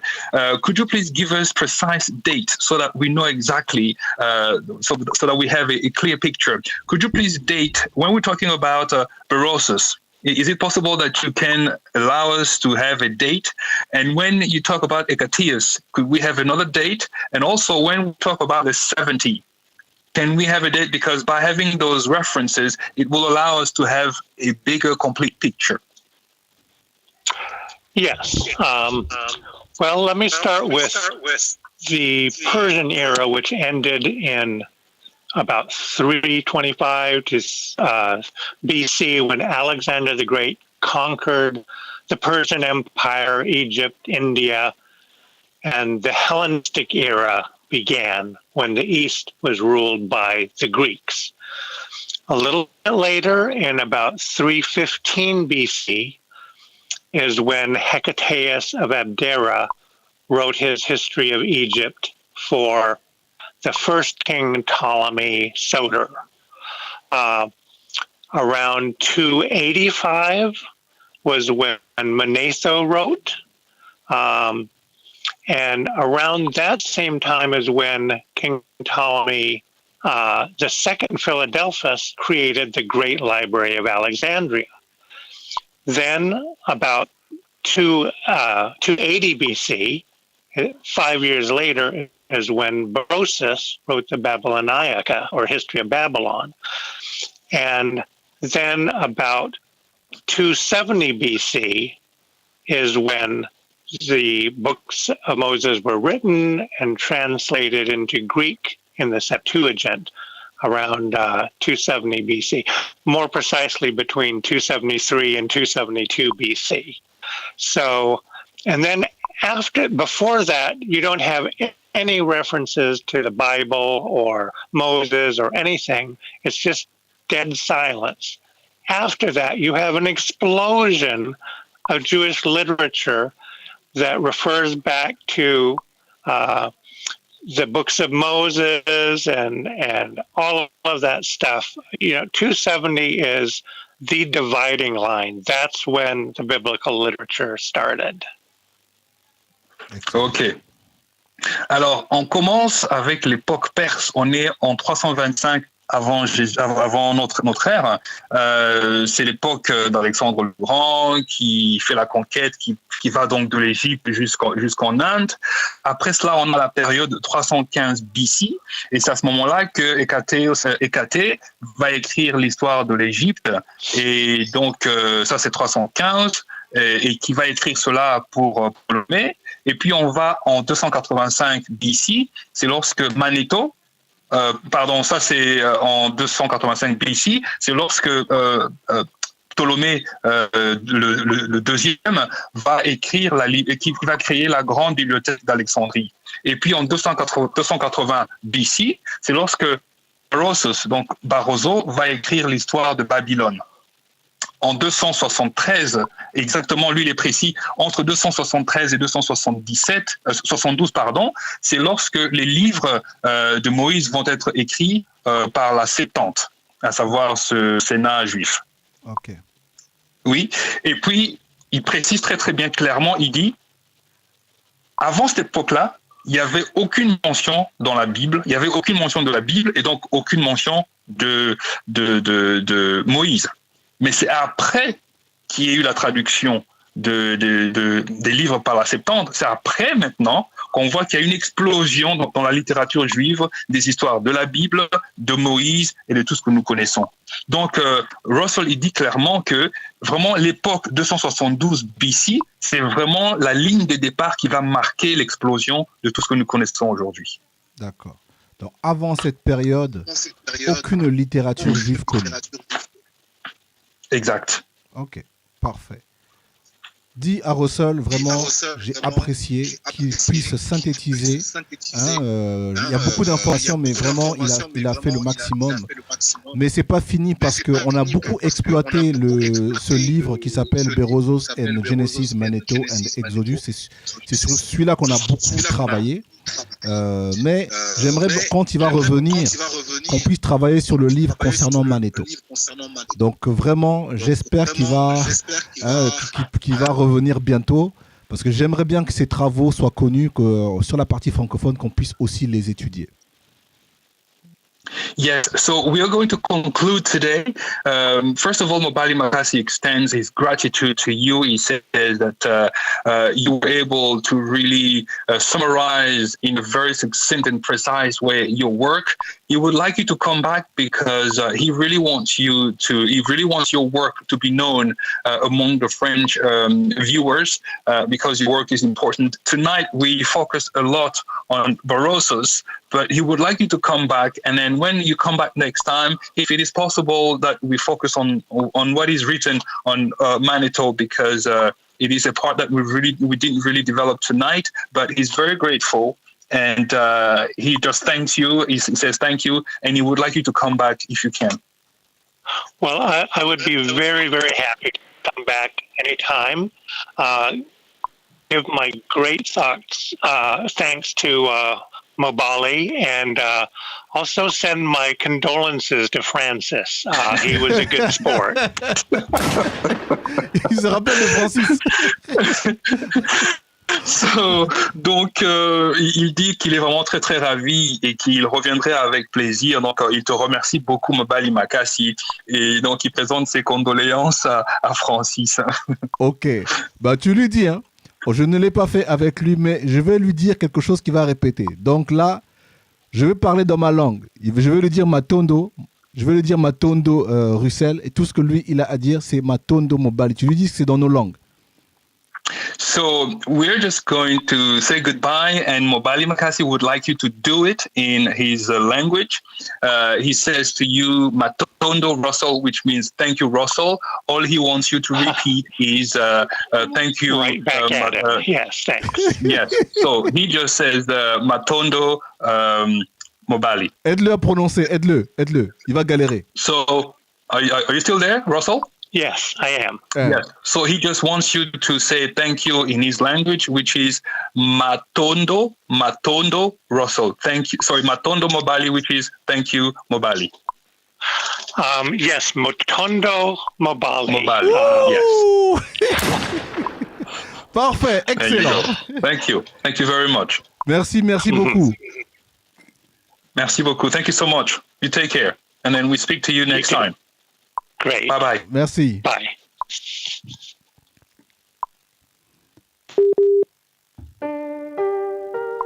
Le frère Thibaut, est-ce que tu es encore là? Ah, il va me rappeler, mais je le relance. Je le relance. Les amis, vraiment, j'espère que vous avez pris des notes. Je voulais vraiment vous faire découvrir ces travaux. C'était important. Frère, t'es là? Je suis là, frère. Oh, ok, j'étais en train de faire mon petit speech. Mais reste avec moi. Donc, frère, les amis, D'accord. vraiment, j'espère que vous avez pris le temps de prendre des notes. J'espère que pour ceux qui comprennent l'anglais, j'espère que ça a été cool pour vous. Pour les autres, j'espère vraiment que vous avez pris les notes. C'était pas évident pour le frère parce que les termes sont des fois un peu techniques. Certains termes, certains noms c'est des noms en grec et c'est pas facile. Mais on a fait de notre mieux, vraiment on a fait de notre mieux. Donc les amis, c'est à vous de faire l'autre part. N'attendez pas de moi que je vous apporte tout. J'ouvre juste des tiroirs, et c'est après à vous de rentrer dedans et de fouiller. Mais je pense que ici, ça fait 3 heures à peu près, il y a eu quand même pas mal d'éléments. Vous avez quand même pas mal de dates, pas mal de noms sur lesquels vous pouvez vous appuyer pour continuer.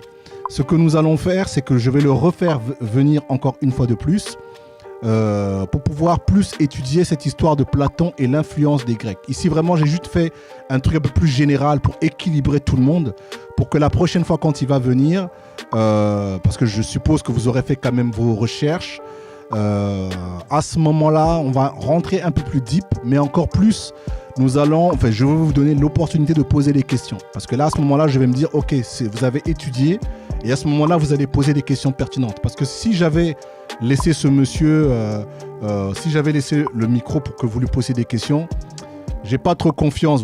Certaines personnes auraient posé des questions stupides du style Jésus a existé, les 12 tribus d'Israël, et on n'allait pas s'en sortir. Donc j'ai préféré d'abord vous faire découvrir la personne, ses travaux. Ensuite, pour ceux qui ont l'occasion, achetez son livre, lisez-le. Pour ceux qui n'ont pas l'occasion, faites des recherches alternatives pour voir si ce qu'il dit c'est correct. Et à ce moment-là, je vais vous laisser vous poser des questions. Et là, ça sera plus intéressant. D'accord? Donc voilà. Frérot, tu es là avec moi? Je suis toujours là, frère. Toujours là, oui. Ouais. Qu'est-ce que tu en as pensé un peu de l'invité? Eh bien, c'était très, très bien. Le monsieur connaît son travail. Le monsieur, c'est vraiment du haut calibre. On a mis du temps à lui mettre la main dessus, mais finalement, ça valait la peine. Franchement, ça veut dire que celles et ceux avec qui nous débattons tous les jours et qui veulent nous faire croire qu'il y a des tribus d'Israël, qu'il y a des personnages, alors que c'est du pipeau, ça montre bien que le débat que nous menons tout le temps, qui est faire croire aux gens que la Bible ne peut pas être prise à la lettre, que les personnages, c'est pas des vrais personnages, mais c'est assez étonnant que ceux qui sont les croyants, ils nous prennent pour des fous. Et ils nous prennent des fous, et je parle bien des gens qui sont parfois dans nos propres familles, nos parents, nos frères, nos sœurs, qui disent, mais attendez, non, mais Salomon, celui-ci ou celui-là ont existé, alors que les documents existent pour bien montrer qu'on parle dans du fictif, en fait. Ah oui. Et donc, c'est magnifique. Parce que moi, la Bible et Tintin au Congo plus Capitaine Flamme, pour moi, c'est la même soupe. Exactement. Et ici, les amis, c'est pas la peine, parce que je parlais de la Bible, de dire que oui, le Coran, c'est mieux. C'est la même demeure. C'est le tabac de la même soupe. C'est vrai qu'on n'a pas parlé de ça, mais à partir du moment où l'Ancien Testament est caduque, à partir du moment où il n'y a pas d'Abraham, eh ben, tout ce qui se réfère à cette littérature, ça veut dire que les chrétiens avec Jésus, les musulmans avec Mahomet, c'est que eux aussi tout le monde raconte de la daube. Ah oui, les amis. Et les juifs eux-mêmes avec la Torah, c'est la même chose. Oui, mais c'est ça que je dis, frère. Parce que ici, la première littérature qui va donner naissance aux autres littératures, c'est-à-dire que la Torah, la Septante, c'est de la daube. Parce qu'il n'y a jamais eu un personnage appelé Moïse, il n'y a jamais eu d'Abraham, il n'y a jamais eu de tout cela. Ça n'a jamais existé. Donc si tous ces personnages sont faux, donc tous ceux qui se réclament de ça, y compris Jésus et Mahomet, c'est que aussi c'est des gros mythos. Donc ici, en tuant l'Ancien Testament, eh bien, on tue la Bible et on tue le Coran. Il n'y a plus de débat à faire, en fait. Effectivement. Et comme il a bien expliqué le travail que Platon avait fait, qui était de créer un gouvernement qui allait durer jusqu'à l'éternité, eh bien, c'est très très simple en fait. Mais oui, Platon, il nous l'a bien mis. On va prendre un seul document et les gens ne vont lire que dans ce document. Ouais. C'est assez épatant quand même. C'est assez épatant. Et d'ailleurs, à ce propos, j'aimerais rajouter une petite histoire. Je parlais avec une sœur qui est très croyante. Elle se lève le matin, elle prie, elle va se coucher, elle prie. Et je lui ai dit, mais ma sœur, toi tu es médecin, tu es très intelligente. Et je lui ai posé la question, combien de livres tu as lus pour devenir médecin? Elle m'a dit, j'ai lu 100 de livres. Donc, pour que tu deviennes médecin, tu dois lire énormément. Et je lui ai dit, mais pour que tu sois chrétienne, tu as lu combien de livres? Elle m'a dit, je n'ai lu qu'un seul livre.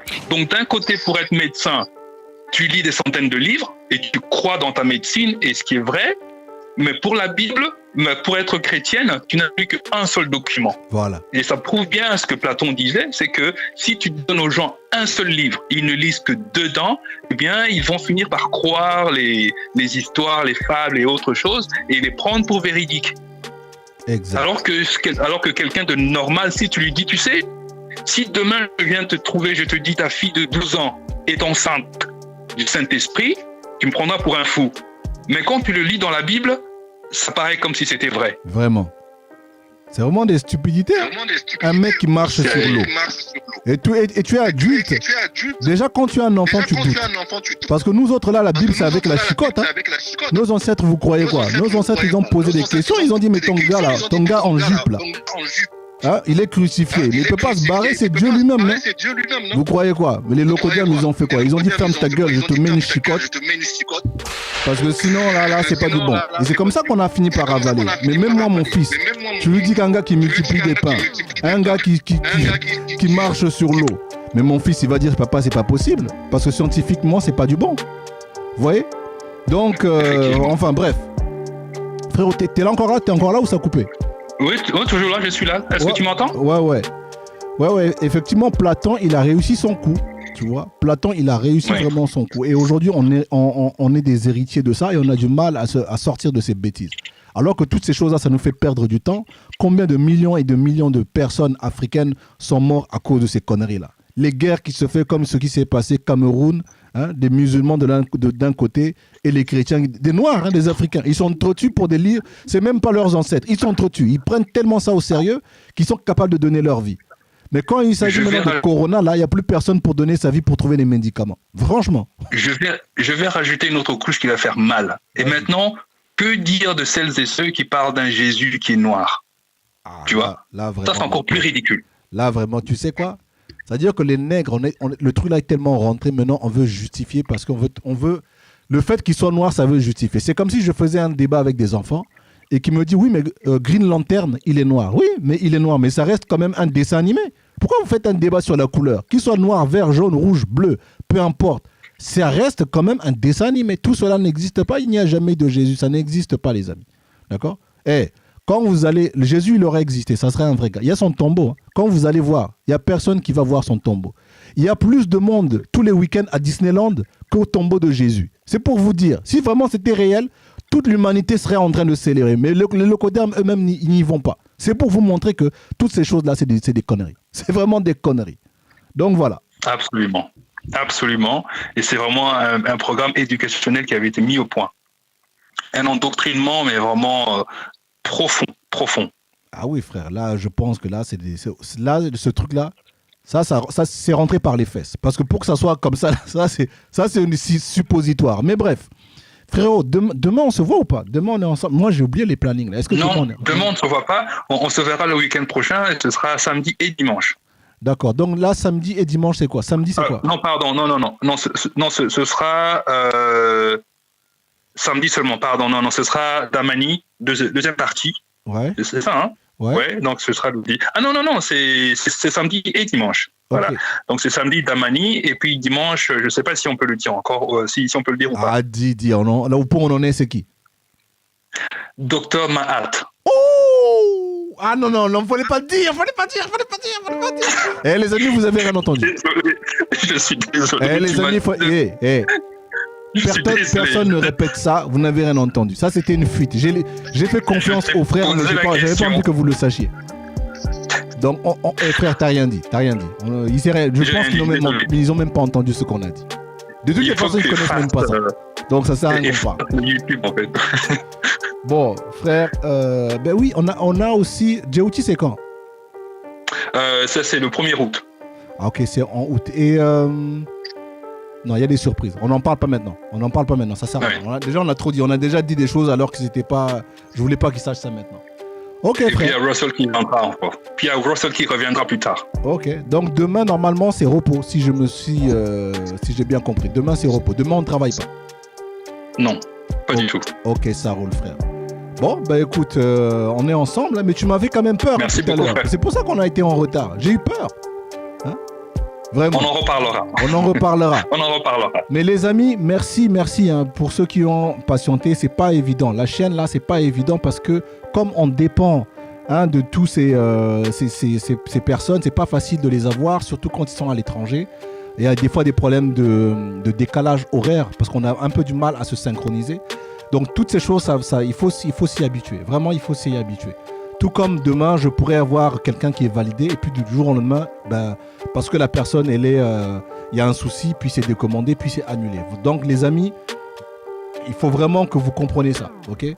C'est pas très très évident. On fait quand même, on se tue pour vous. On fait en sorte que vous ayez accès à ces personnes, mais des fois c'est pas gagné, d'accord? Donc il faut que vous aussi vous compreniez, quoi, ok? C'est pas un truc, c'est pas facile. C'est vraiment pas du tout facile, ok? Donc en tout cas, merci pour les gens qui sont patients, qui ont compris ça. Merci de votre soutien. Merci encore une fois de plus au frère T-Boy, parce que c'est énormément de temps et d'énergie qu'il consacre à ça. C'est énormément de concentration et c'est vraiment pas facile. Donc merci encore une fois, frérot. Merci pour ce que tu fais. Un réel plaisir pour la famille, un réel plaisir, frère. Au plaisir de te servir la prochaine fois. Ok. Au TEP, mon frère. À très très bientôt. Au TEP. Au revoir aux auditeurs. Bye bye. Ciao, ciao. Donc voilà un peu les amis. Sinon, quoi d'autre? J'ai envie de vous dire, abonnez-vous à la chaîne. Hein. Voilà, là, il faut que je le dise encore. Abonnez-vous à la chaîne. C'est très, très, très, très important parce que les amis, je ne compte pas m'arrêter là. D'accord? Au niveau des invités, je ne compte pas m'arrêter là. Il y aura encore du lourd. J'ai envie vraiment de vous faire découvrir des personnes que vous ne connaissez pas ou des personnes qui ne sont pas accessibles aussi facilement. D'accord? Moi, je ne suis pas là pour dealer trop avec les amateurs. D'accord? Donc, abonnez-vous à la chaîne parce que vous aurez l'occasion. En live, c'est toujours mieux. D'accord? C'est vraiment toujours mieux d'être en live. C'est comme au cinéma. Hein. C'est toujours mieux d'aller au cinéma que d'avoir le film en DVD ou en streaming. Ok? Et puis aussi, vous avez la possibilité de poser des questions, même si des fois le téléphone n'est pas ouvert. Mais à travers des chats, comme ça, je peux lire, je peux checker. Et quand il y a une question pertinente, mais un truc que j'ai oublié, je peux le poser. Mais aussi, j'ai besoin aussi de vous parce que des fois, il y a certains trucs que j'oublie. Et grâce à certaines personnes, tout à l'heure, j'ai eu une perte de mémoire concernant le terme grec. Il y a eu des frères ou je ne sais pas si c'était des sœurs, elles ont percuté, elles ont balancé. Du coup, je me suis rappelé du terme. Concernant aussi Joseph, j'ai eu un moment des trous de mémoire. On travaille un peu en équipe et moi, je préfère que ce soit comme ça. D'accord? Je préfère que les vraies personnes qui sont attentives là, en fait, tout le monde en fait. J'aime mieux que ça soit en direct. D'accord? Et comme je l'ai dit, c'est important aussi pour vous de poser des questions, surtout quand le micro il est ouvert, de poser des questions. Donc ça, c'est des choses qu'on va un peu le refaire, surtout lorsqu'il y a une deuxième partie ou une troisième partie. Parce que ici, quand c'est une personne qui n'est pas connue, je préfère d'abord vous la présenter. D'accord? Vous la présentez, comme ça, après vous cherchez, vous allez faire vos recherches et ensuite, quand la personne elle revient pour la deuxième ou la troisième fois, ensuite je vous la laisse pour vous puissiez poser des questions et à ce moment-là, je suis sûr que vous allez poser des questions pertinentes. Ok? Donc voilà. Donc abonnez-vous à la chaîne, c'est super important. Merci pour les gens qui partagent, merci pour les gens qui me soutiennent, merci à l'équipe Muntu, le frère Amosis. Toutes les personnes de l'équipe Muntu, vraiment merci. Je ne sais pas comment vous dire merci. Okay? Mais dans l'ensemble, les personnes qui me suivent aussi à travers les réseaux sociaux, merci énormément. D'accord? Et aussi aux enfants, parce que apparemment MOBALI, on m'aime bien, les enfants m'adorent. Donc les enfants, apparemment ils aiment bien le bouton pull-up, donc je vais faire un peu pour les enfants qui me suivent. Voilà. Au TEP, à tous les enfants kamites qui me suivent, tonton MOBALI est avec vous. Sur ce les amis, on se retrouve très bientôt. Restez et kenge parce que je risque d'apparaître dans la semaine, ok? Sur ce, au TEP.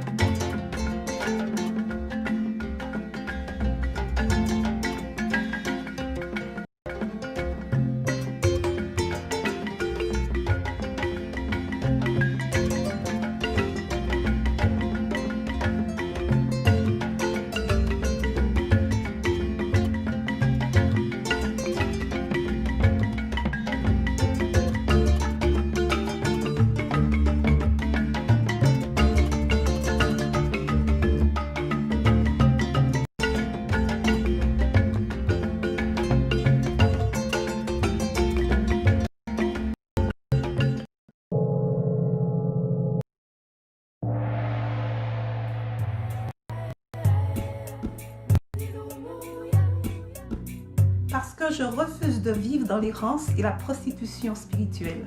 Parce que je sais que je n'obtiendrai jamais la bénédiction divine en piétinant la mémoire de mes ancêtres. Parce que mes ancêtres, qui sont mes grands-grands-grands-parents, ne peuvent que m'aimer et me protéger. Je participe à la construction du temple ancestral du Mukadinomuya. Yes, je participe. Je participe. Je participe. Elle participe, hein? Oui, on participe. Of course, I donate. Bien sûr, je participe. Yes, I donate. I donate. Il faut participer à la construction du temple ancestral du Mukadinomuya. Je participe. L'unité est notre but, la victoire est notre destinée. Unity is our aim. Victory is our destiny.